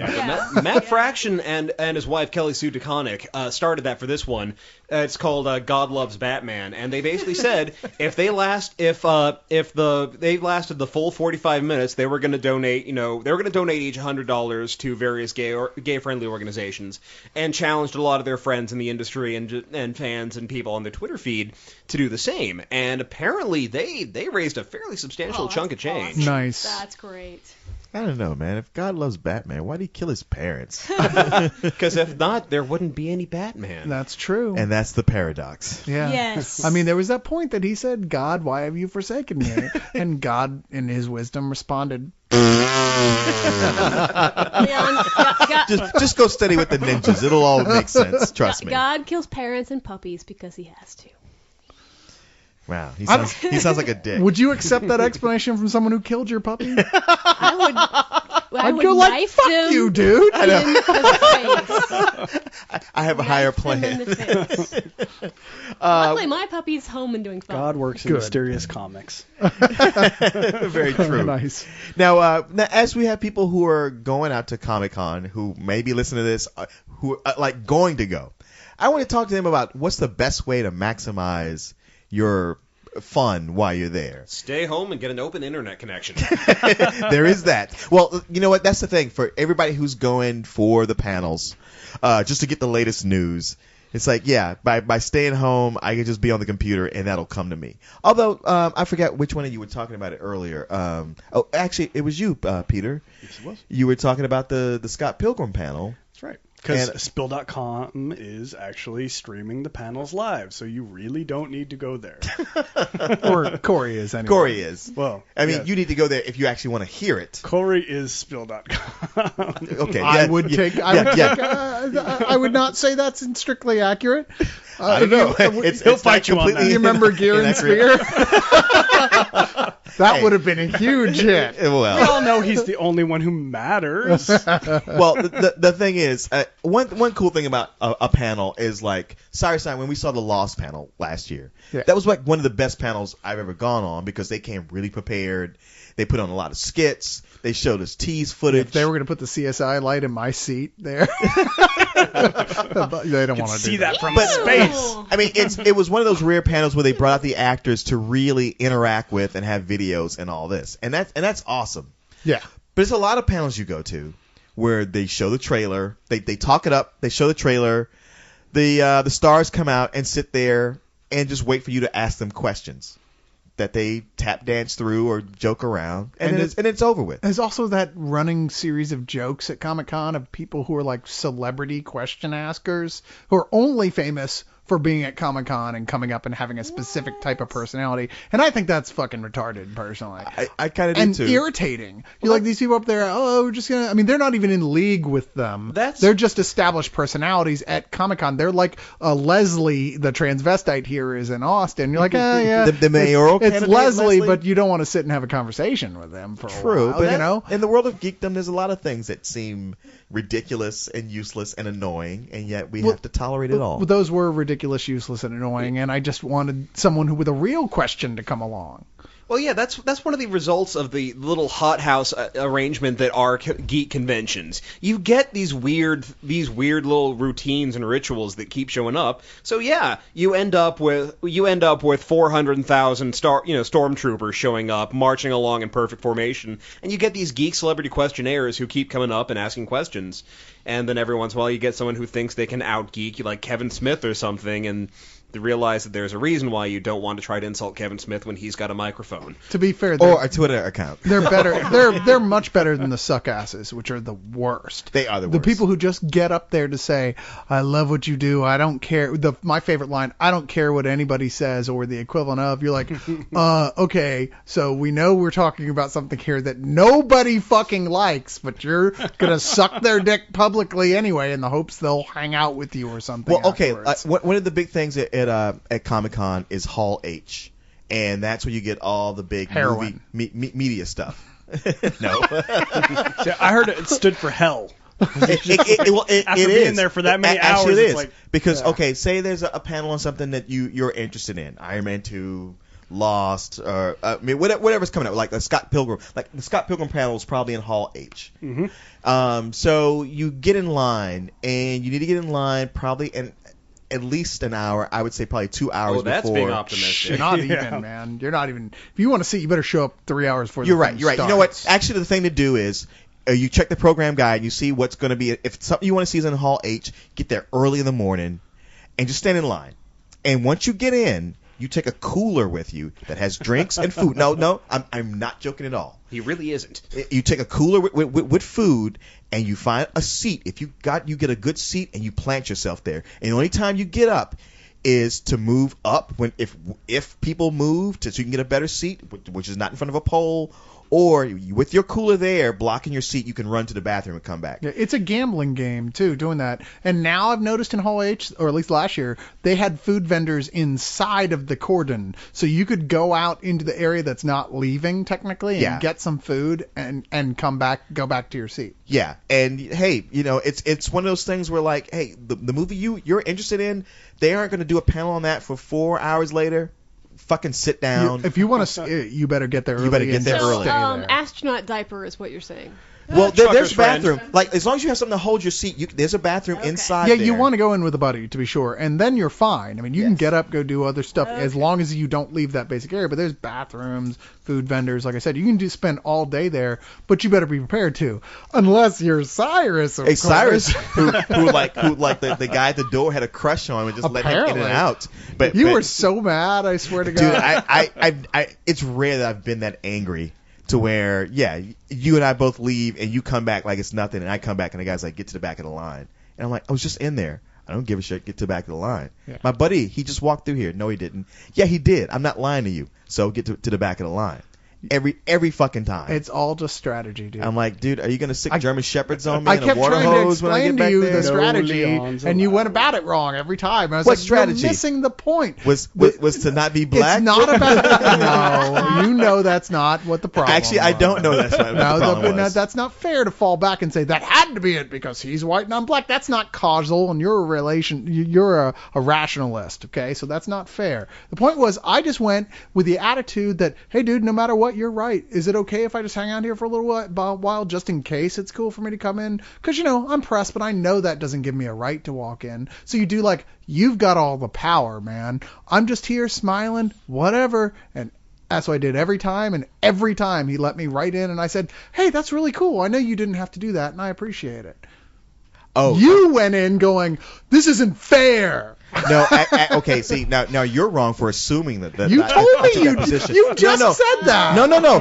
That was my position mentally. I didn't say that to him. I was very nice. I did all that stuff you said. Just like, okay, dude, it's fine. I'll just hang out here, and then I'm gonna call you and go like, what the hell, man? This guy's Next not time, letting me remember to in. lube up before you give him the hand job. But yeah, or just be a hot girl. Just try to be more of a hot girl. Man, I walked with this guy. I don't know that would have worked. I walked right past girls with like good-looking girls there, just going. He let me in and not them. Yeah, right. that's one of the big secrets about Comic-Con. There are hot girls. There's so many hot girls. There's fake hot girls. It's not Fuck even those like bitches. It's not as much of a Fuck commodity those as it is with at other conventions. Yeah, but they're all fake. Yeah, it's the Olivia Munn syndrome. Yeah, they're hired booth babes who've never read a comic. No, Krista, that's the thing. Comic-Con is the one place where you see lots of hot chicks that aren't booth they aren't booth bunnies. You can tell the difference just looking at them. Comic-Con and Dragon Con are the two major geek cons where the number of girls and the number of geek guys, like honest geek girls, they reach an almost parity level. There's so many girls who come dressed in costume and really skimpy costumes, and they're real. Yeah, no, you can spot the ones who aren't real, but there are plenty who are real. You can tell the ones who are real because their costumes suck. Hey, they're good enough. But once you're in there, okay, yeah, when it comes to answering questions, if you want to ask a question, you got to line up super early. Like as the panel, like when they announce the panel, you go stand in line to ask a question. And for fuck's sake, when you get up there, don't just ask a question. Don't kiss ass just so you can get the audience to applaud for what you say. Oh yeah, my God. You're right. You Sorry, better have the a whole fucking good question. Don't waste our time because Kat and Harris and I were all at the Weird Al UHF thing. Oh, okay. It was hell. I was embarrassed for our city because it was just bullshit questions. And mind you, the format was very bad, so you had to yell your question from the rafters. But, you know, if you're going to stand in line and you're going to get up there, you better have a fucking damn good question. It better not be fucking bullshit. They're like, are you going to keep making parody songs? Hey, will you make a parody of this song I like? Everyone embarrass us. there thinks you're a dick. If you get up there and you ask a ridiculous, stupid because question. They don't allow an unlimited number of people. No. You might see a long line, but it's going to get cut off You somewhere. ask a stupid question, you ask one that's just, come on, man, You're think about basically a time killer. It's like stabbing people to death with tiny little knives. So not only do you better have a goddamn good question, but you better have like 3 or 4 backup questions because there is very likely that 5 other people ahead of you have thought of your question. I mean, so if you have a gag to go up there with and you've tested it out on your friends first, which is very important, say, would this be clever, funny, and unexpected in this circumstance? Then yeah, do it. But you better run that shit past some people first. Because there's nothing more like embarrassing, like give you sweating nightmares for months afterwards and getting up there with a gag and no one fucking laughs. Because I've seen it happen a number of times. It is real. You have to imagine them blowing you off. Yes. And when they do that, they don't look like a dick. Yeah, you look like an asshole. You are the asshole. My big thing is if you're gonna go, you have an opportunity to interact with your idol, whether he's a TV star, he's a movie star, he's a director, whatever. For God's sake, have relevant questions. Don't just ask something stupid because like you blanked and now you want to come up with something funny. Yeah, seriously, this isn't a fast food restaurant where you can wait to figure out what you're going to order no matter how long the line is till right when you get up there so the 20 people behind you have to watch you go, Yeah, you had your time. And I would say, you know what, a good open, if you want to direct your question to like one member up there, it's an open with, I really loved you in this fill in the blank, obscure thing that hardly anybody saw and you forgot about, but you really loved and can't believe somebody saw it as a big fan. It automatically endears them to you. Say, I loved you in this little thing here. Yeah. And I wanted to ask there. Get that question out there. You know what? Even the whole I loved you in this thing, I'm like, that just irritates me on some level because it's like, look, they know. They're here at Comic-Con in front of 300,000 people. They're pretty sure that these people like that stuff they did. Alicia There's really Day, no I point. loved your Sears commercials. Okay, well, maybe that joke. would be... Someone will ask. Yes. No, if there's one thing and it'll help you in all aspects of the con, I call it the 5-2-1 rule. 5 hours of sleep, 2 meals a day, for fuck's sake, 1 shower. The number one thing, though, that I hate the worst at Comic-Con, the worst thing you could possibly get up to the mic and say, absolutely, that makes you the biggest dick in the world is, I don't care what anybody says, what you did with Spider-Man was great, Joe Quesada. And I saw that guy last year. Yes, and now that one moment in time has come out, that is provable with charts and graphs. Well, and thankfully that'll only happen once, because once that person says it, he'll go out into the parking lot, and then we'll never hear from that guy ever again. That's true, Cyrus. You had an obligation to beat the shit out of that guy. Descend on him like piranhas. Like, wow, cool skeleton outfit, dude. I like the little tendrils of flesh you got left on there. Very true. Shit, I had something I wanted to throw in the mix with all that, and now you guys made me laugh and knocked it out of my head. My cutting plan worked. My favorite celebrity for really stupid ass questions is always in Bruce Campbell. I've seen him at the Draft House a few times, and he knows his fandom. He knows he's gonna get the stupidest fucking questions, and that guy is so quick-witted that he comes up with some smart ass remark just on the spot to get rid of all those I asked a very stupid question, guys. He was just a delight to watch in person. Oh, good. Oh, yeah. He's an entertainer the same way William Shatner is at these things. He's made a career out of going to conventions. Yeah, he knows. I mean, he knows exactly where he is on that tour, on like that stardom spectrum. Well, it's an important supplement to his income, and he understands that the same way Shatner does, or any other person who has been an icon on television on some level, or in a lesser geek form, on a limited access to celebrity. That's their bread and butter, so they do a performance. It's a job to them to know how to do it. I mean, I've seen Shatner like 3 times at cons, and he did the exact same show. It was a one-man show. He's got it memorized. Apparently Campbell's the same way. Well, it was more like I've met him twice for book signings, and he was always super cool to me because I was super cool to him. But at both a book signing and then the Alma Draft House show, it was just people who ask really stupid fucking questions, and he just can turn right around and give them just the most smart ass remark, and it's Bruce Campbell, so you expect it. Yeah. And I loved it, but I didn't feel like anything was scripted. He was just that clever. You got to take it on the chin. Yeah. And he's got a whole lot of chin. Yeah. The other thing I was going to say as we talk about asking questions, there's a recent thing going around with M. Night Shyamalan, where he was at a press conference for Airbender, where the reporter was it France or whatever? Because it's all subtitled where she's attacking him, saying like, well, with your career going down the tubes as it has been, your last few movies not being so good, how do you feel about this? Is this your comeback? And he responds kind of like, well, I don't think I'm going down the tubes at all. And have you seen Unbreakable? This movie was great, and this movie's popular here. He defended himself, and some people are saying like, oh, he's being a douche, but I was going to say like, look, if there's somebody on the panel you don't like, you don't have a problem with their work.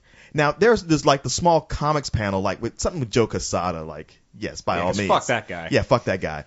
But otherwise, don't come in there like you're going to be the maverick, like, I'm going to tell this guy off and how bad he is. Yeah, don't do that. You will not win that. That's not well received. Nobody's there to hear you do that.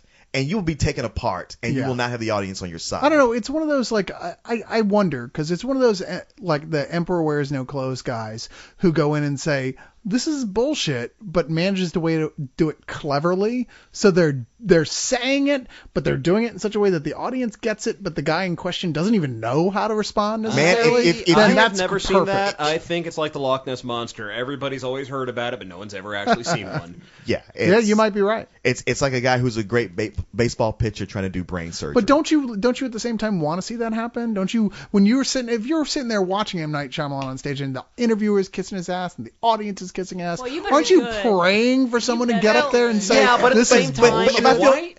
If I feel that negative towards him, why am I even there? Yeah, probably because you're waiting for the next fucking person to show up. It's like all the people at the Twilight, like all the people who showed up to Twilight last year. It's I despise Twilight. It's not quite the Passion of 1,000 Burning Suns that I have for other comics girls. But no, that's one of those ones like, really, you want to be the douchebag who's going to be just pissing on somebody else's fun?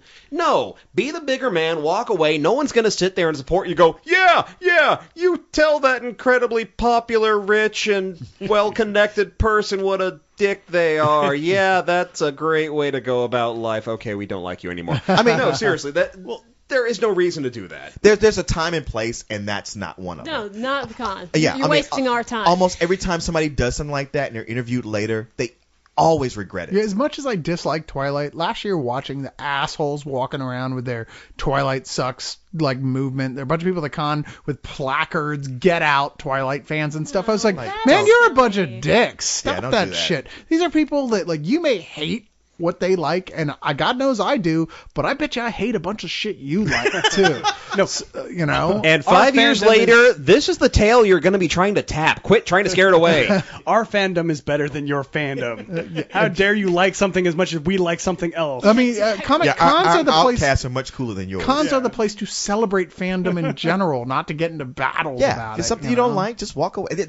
There's way too much going on. That's what to stick around for something you don't like. That's what internet forums are for. Hey, go troll on Spill. Just not our forums. Other forums. It's a little ours. too late. You know, when you go into the Spill forums, you need to have like one of those headlights and a rappelling gear. Okay, Yeah, you get ready whip in for a that. chair, You ever you're seen good that to go. movie, The Descent?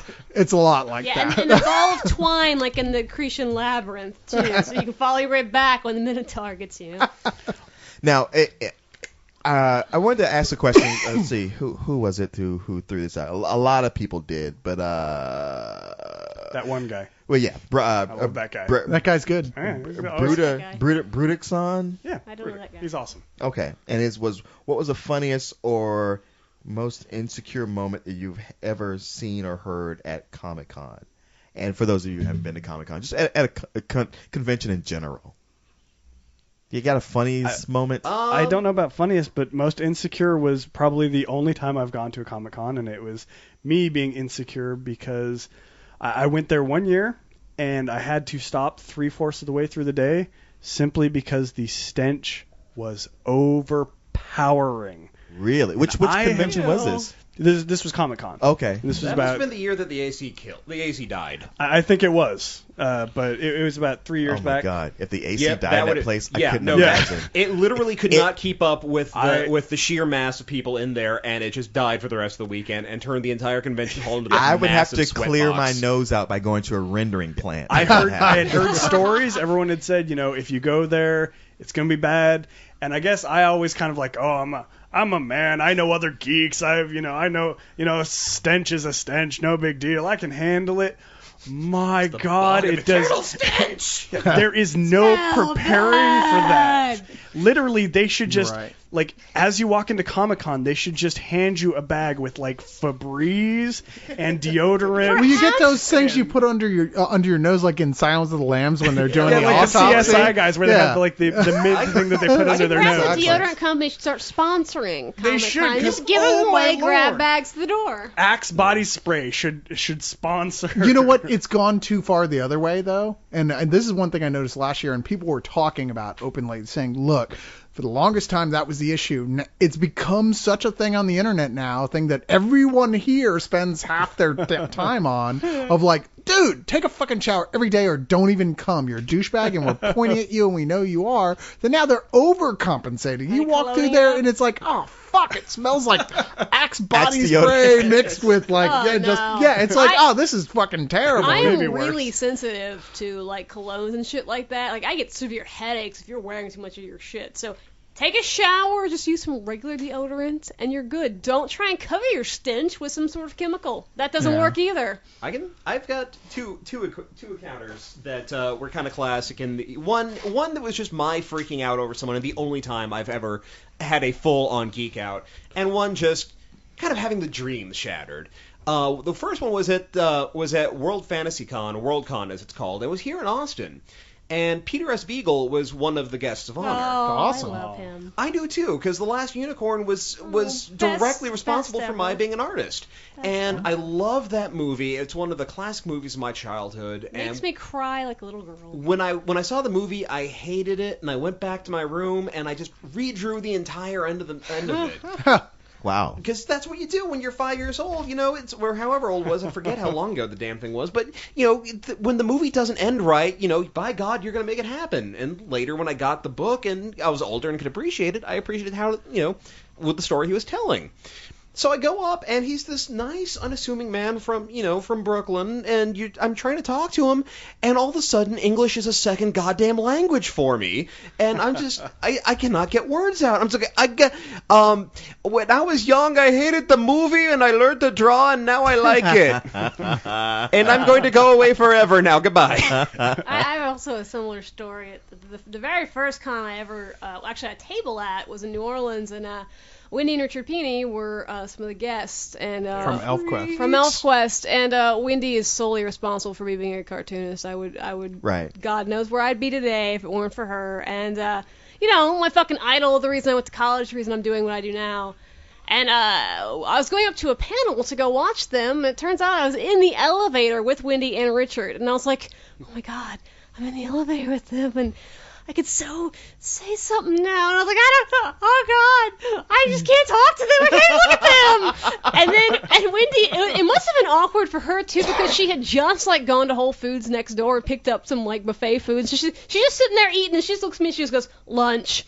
And she's eating, too. And it's just, a whole awkward elevator situation. I'm like, all my life I've just wanted to be close to you. And no, I just want to get the fuck out of this elevator. It could have been worse. I hear they were swingers. Wendy wasn't. Richard was. He actually. Yeah, I've heard that a lot. Yeah. He actually hit on Colleen Duran when she was publishing Through Warp, and she was 14. Okay, so he is a philanderer, not a swinger. But I don't care about their personal life.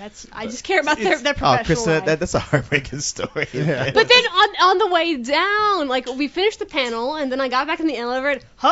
I'm back in the elevator again with them. Jesus Christ. So I'm like, I gotta say something, and Richard had this T-shirt with Einstein on it and a quote. And I happened to have the same poster in my classroom because I was teaching summer camp at the time, and I was like, oh hey, you're sure? I totally have that poster with that same quote in my classroom because I teach kids. And Richard Pini is ridiculously intelligent and just looks at you with this sharp look as if I don't even think he's doing it. I think it's kind of like Bo, where everyone thinks he's angry, but he's really not. And yeah. So I think Richard's the same way. He just looks at you and you're like, you're way smarter than I'll ever be. And I don't even remember what his response was, but I'm like, I wish I hadn't have said anything, and I'm very stupid, and I want to go home now. But after the panel, I did go up to Wendy, and I was like, hey, I do comics too, and I do comics because of you, and thank you so much. And she was like, oh, where are you downstairs in the dealer's room? I'm like, yeah, I totally am. She's like, oh, I'll come say hi to you later. We wanted to go into town, and we haven't been to New Orleans in 20 years or whatever, so we wanted to go say hi to it. Well, we had to leave that night, and we actually didn't stay for the second day. So I do not to this day know whether Wendy actually came back to come say hi to me again or not, because I had to go back to Austin. So she was down there just crying I was going to meet that Kristen girl. No, I can't leave this girl. I promised her. I know. But I'm I still to this day, I've never seen them again because I just haven't been where they are. I'm God, I'm actually I'm doing what I do now, and I really want to go back and hi! I can talk to you now, but I probably won't. I'd probably still be like, I love you. You fall apart again. Yeah, Richard was like, you go ahead and go talk to her. I gotta go talk to this new up-and-comer named Gail Simone. One of the most heartbreaking things that ever happened to me, well, kind of just that dream is shattered, was at Wizard World, Texas, the first one they ever had, which was a clusterfuck from start to finish. Well, they're having another one in November. Yeah, James Marsters is going to be there. Which will be slightly less clusterfuck. Wait, isn't it going to be here? Yeah, that's what I'm saying. Another one here in Austin. This one was in Dallas. Oh, okay. Yeah. It has been in Dallas since. Yeah. So, for whatever reason, I've got weird karma with Wizard World cons, because every Wizard World convention I've ever been to, I've been sat next to porn stars. And it's not the that must suck. Oh, it isn't the perk you might think. Good for you. First off, they're always offering to suck your dick, and it gets really teased. No, more seriously, only in the comic book versions. Of More seriously, first off, most of them are dumber than a box of rocks. There is that. I mean, we've got a big porn star fan base. Okay, so watch it. We do. I mean, I was sat next to Aria Giovanni at Wizard World Chicago, and this is a girl who cannot count to 20 without her shoes off. Oh. But the in Wizard World, Texas, I am sitting across from the literally across and next to me. I've got like the girls from an amateur site called Want Boobs, and apparently most of them went on to actually go on to be big names.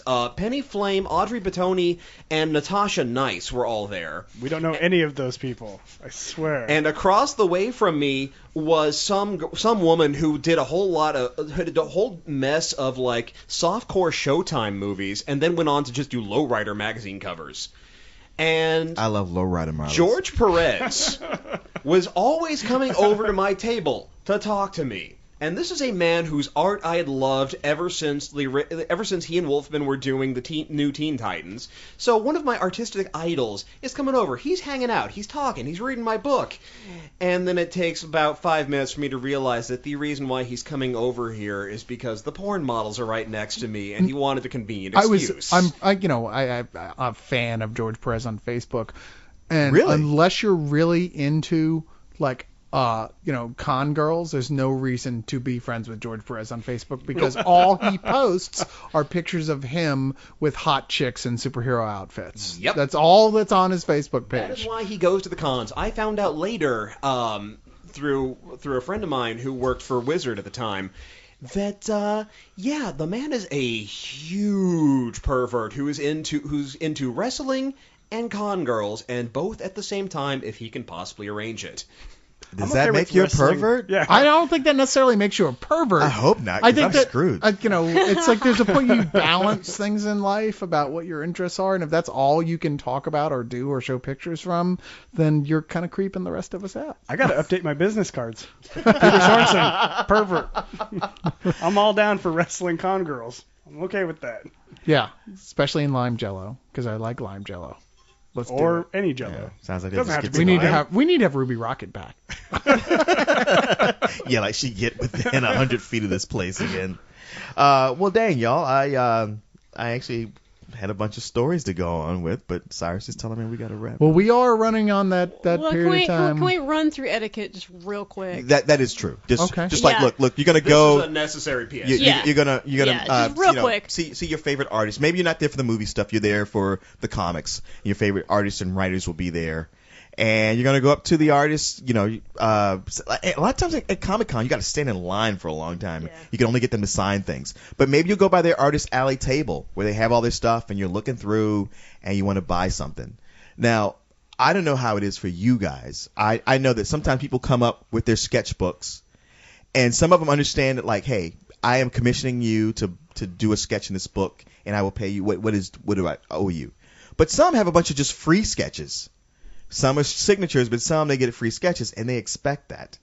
And I always want to say, like, ask first. Yeah, always ask. Like, just say, "Can I get a sketch from you?"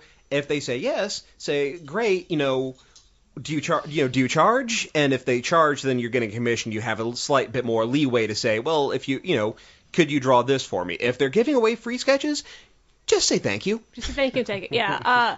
I don't get a lot of requests for sketches, so I'll do them for free, just because I haven't yet. But I'm like, I can't draw Darth Vader off the top of my head. So if you ask a sketch from me, you better be asking for one of my characters, because I'm just not the kind of artist that can just whip out, something.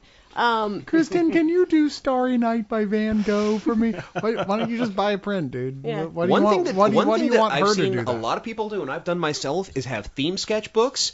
Oh, those are great. I love those. Those are ones where, like, a lot of the times, this is something that the artist won't have been asked to draw 1,000 times, so they're going to actually have some enthusiasm for it. So, that is usually one where you'll get a slightly higher quality free sketch or a really awesome commission, and just be creative with it. Like, one year I went around for a friend of mine who was into fables. I went up to people and said, I would like, a fairy tale sketch. Artist choice. Just tell me what your rate is. I will pay that, and just put it out there. And I got some of the craziest stuff in there, and it was awesome. Yeah, theme is great. And I will say this: is if you're out there asking for sketches and looking for an artist, I don't know if he's still doing them, but Matt Wagner does the best. Does he really? He really does. Huh. I mean, I've seen him do sketches where it wasn't even so much how great the drawing was, even though it was great, lots of color and stuff. But he found a way to find some aspect of the character you want drawn that was like, wow, I never looked at it that way. I always think of like he did a sketch of Mr. X ODing in the back of an alley. And it was just like the most awesome thing I ever saw. It's like, wow, yeah, a junkie character is the best way to do it. But every sketch he does, if you can track him down and get him to do your sketch, he's one of the best. Yeah, also, be prepared to leave your sketchbook there for a little while. Yes. Because, you're at a table, you're selling your books and you're answering questions. So I'm like, I might start a sketch, but I'm not going to finish it in 10 minutes because I've got to stop and talk to people and sell my book. So be prepared to leave your sketch or request. Come back later. Go tour the con. Just come back a little bit later. You find an artist at their table and you've been wanting to talk to him forever, by all means, go up, have a great, meaningful conversation. But as people come up to who seem like customers who also want to talk or look through their portfolio, step aside. Yeah, don't be the hoverer. Yeah, I one of my first cons ever, I had my original portfolio out, and this guy comes up, he's got like a mug of God knows what, because usually food is not allowed on the floor, and he's like hovering right over my sketchbook with his little cup of whatever I'm like terrified is going to spill over, and he was a heavy set dude, he's all like, hey, I'm fat, you know what'd be great? If there was like a fat superhero, why don't they draw that? And I was like, oh my god, go the fuck away. Like, you're going to spill your shit on my portfolio, and obviously I don't draw superheroes, so I don't know why you're trying to talk to me about this, because obviously I'm not your target audience. Go away. So, I love talking to people at cons. Love it. I will talk to you about the geekiest thing, but if someone comes up and they're thumbing through my book and they look like they want to give me some money, let me pause. We can talk later, but I'm there. I'm a business. I'm trying to do some sales. Speaking of business and sketches and whatnot, this is one that's actually happened to me. Now, admittedly, it's not, and I've seen it happen to other people. If you're going to an artist and they're willing to do sketches of, say, adult material, realize that you're at a place where there are going to be families with small children. Do not suddenly make either a big production of all the references you want them to be using, or show them all of the porn you've already collected. I had one guy who wanted a bondage scene, and he had this very, Henry Darger, Realm of the Unreal, fantasy world in his head that he was collecting sketches for. And then he proceeded to sit down next to me and lay out every bondage magazine he wanted me to use as reference all over my books as families with little children are coming up asking, can you draw Sailor Moon for me? Oh my God! Yeah, that's weird and upsetting to hear. And this I didn't know that sort of thing happened. It happened all the damn time, especially if you get to someone like not just me, because I'm a relative nobody. Adam Hughes gets this a lot. Yeah, that's what I was gonna say. I feel bad for asking Adam Hughes to do the Power Girl DVDA. It's a great sketch though. Yeah, sure. Just go up if you want that sort of thing. Go up to the guy who does tarot. Yeah, Jim Balint will be happy to draw whatever sick shit your little mind can imagine. And ask him to kill himself. Another etiquette point is, you come up, you've looked at my comics, maybe you've bought some, maybe you haven't. That's cool, we've talked for 10 minutes. It is not appropriate to ask me on a date. Because that's happened. That's happened to me. It's always appropriate to ask it's not. It's not. You're not my new best friend. Comic-Con is not a place to ask people who have tables anything in that sort of level. If you see them at an after party, maybe. That's maybe. Because it's almost like a sexual harassment thing at work. Because it's almost like, they can't leave. Look, you're captive. I am buying something from you, so perhaps you owe me because I'm giving you money. No, I'm at my job. When I'm behind that table, I'm basically at my job. I'm at work. And passionate about her work. Yeah, but it is her work. It's my work, and it's not okay to ask for dates. Harris and I have a friend who goes by Miss Monster, and she's just incredible. And she recently was just saying she's having the same thing, these emails of, hey, will you come hang out with us, and will you come, I'll give you a ride to wherever, and she's like, I don't know these people, and it makes me uncomfortable. Hi, would you like to come to my rape dungeon? Yeah, I felt the same thing. I'm like, it's very uncomfortable because you're trying to be polite, and I don't want to offend you, but it's not appropriate to ask me if I'm on a date, if I'm out of town, when I was in New York. I'm there visiting a very good friend of mine. I'm there to hang out with my friend, and this guy was like, when do you leave town? I'm like, no. We're not hanging out at some later bar thing. It's weird. It's uncomfortable, and unless we meet later and we're really hitting it off, there's no reason you should have picked up on hey, let's hang out later. I'm not your new best friend. I mean, what you are, you're a hot chick who's talented and a geek girl as well. Well, being at a convention, not so much Comic-Con, but any other convention, you're like a flounder in the piranha-filled Amazon that's missing a fin and has a cut that's spewing blood. I'll say I do kind of applaud these guys for being confident enough to ask that, because a lot of people are just kind of, yeah, don't talk to me. Girls working at conventions who are selling their stuff really do need to bring a booth monkey of some sort. Someone who can at least be a bouncer. Yeah, A bouncer. at the very least, a bouncer to go, yes, hand over the money, now step away, sir. Can I just say that there's no more romantic analogy than a blood-spewing flounder? That gets me right there. That's what I was going and for. And just one personal pet peeve, especially, and I know anyone who's done small press will know this feeling.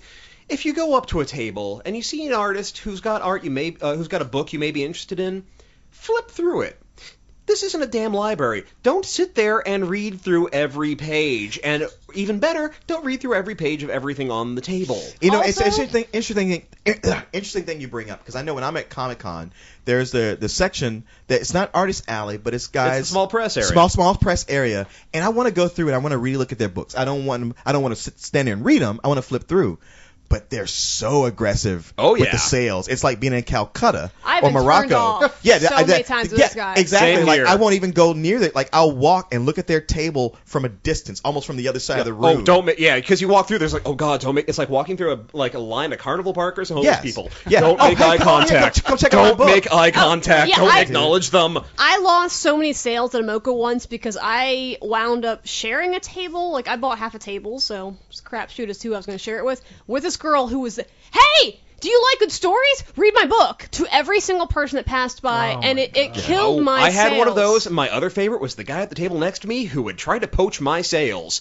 I would be having a nice conversation with someone. They were about to lay down some money, buy a book. Hey, you ought to read this. Oh, the worst was this girl who was next to me. People, like, she was internet famous or whatever, that's fine, but people would come up, hey, I love your stuff, can I buy your book? Sure. Will you draw a sketch? Sure. And she started drawing squids in people's books. Oh, son of a bitch. And I was like, you're a fucking bitch, is what you are. There's no squids in her book at all. And I was like, that is so uncool. Stepping on your tentacles. Uncool, exactly.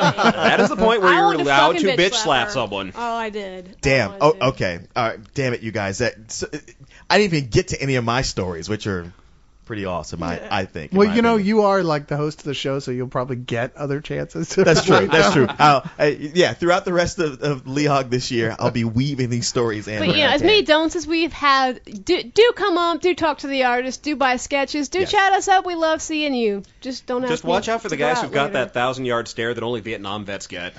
True. To distill it down, don't be a dick. and I'm going to go out with one question by one of our loyal fans. Shigar! Says, Dear Leog, I realize that this is against protocol, but I have a question unrelated to the subject. Is Leon safe? Seriously, after reading a couple of pages worth of comments in the Inception review, is he about to go into the Geek Witness Protection Program? The Nolan fanboys are relentless. Nicely tying things into the appropriate topic, what is the ugliest experience you guys have had at a convention and deal with obsessive fanboys? This has happened to all of us on the main cast of Spill one time or another, except for Corey, who the moment it starts to happen will actually be the one guy who'll get on there and go, fuck you, you bitches, you don't like it, you can suck my asshole. Which that's not me. That's not me. I just go, you know what, whatever, and go look at something else. Yeah, look, once again, I reiterated that, like, I didn't hate the movie, never said it was bad. Said I didn't enjoy it as much as everybody else. Still gave it a matinee rating. But something I'm going to do is tomorrow with my day off, I'm going to go see it again. I'm going to go see it in D-Box. I'm proud of it. And the possible most, you know what, I was going to blow it off because there's elements to it that I know that I just don't like in any movie. But Cyrus has convinced me to give it another chance. And remember, the key phrase was fully awake. See, what you don't realize is, like, even though I was tired and indeed closed your eyes for significant periods. But I still understood it. There was no part with that I didn't question understand. Whether or not you did get. There's a difference between understanding and understanding what the reason for it all is. But you can't question that your perception of things is different than mine. Certainly, of course, by very nature. But you know of being what? Regardless, I'm sorry, but some of the people on our website have their panties in the biggest fucking they knot do. ever. I mean, seriously. I haven't even gone on to read the comments because I've heard you don't bother. Just get over it. If you it really is just like, how dare you not validate me? If you want Leon to see what you have to say, then don't get on there and say, fuck you, Leon, you're a douchebag, or I used to respect you, but now I think you're a dick. He's just not going to go on and read your comments because we're telling him, don't bother. People are Kevin just Smith. being dicks about it. Yes. If you wouldn't say it to my face, exactly. Don't say it online. If you're writing in all caps about how I missed the release date of something,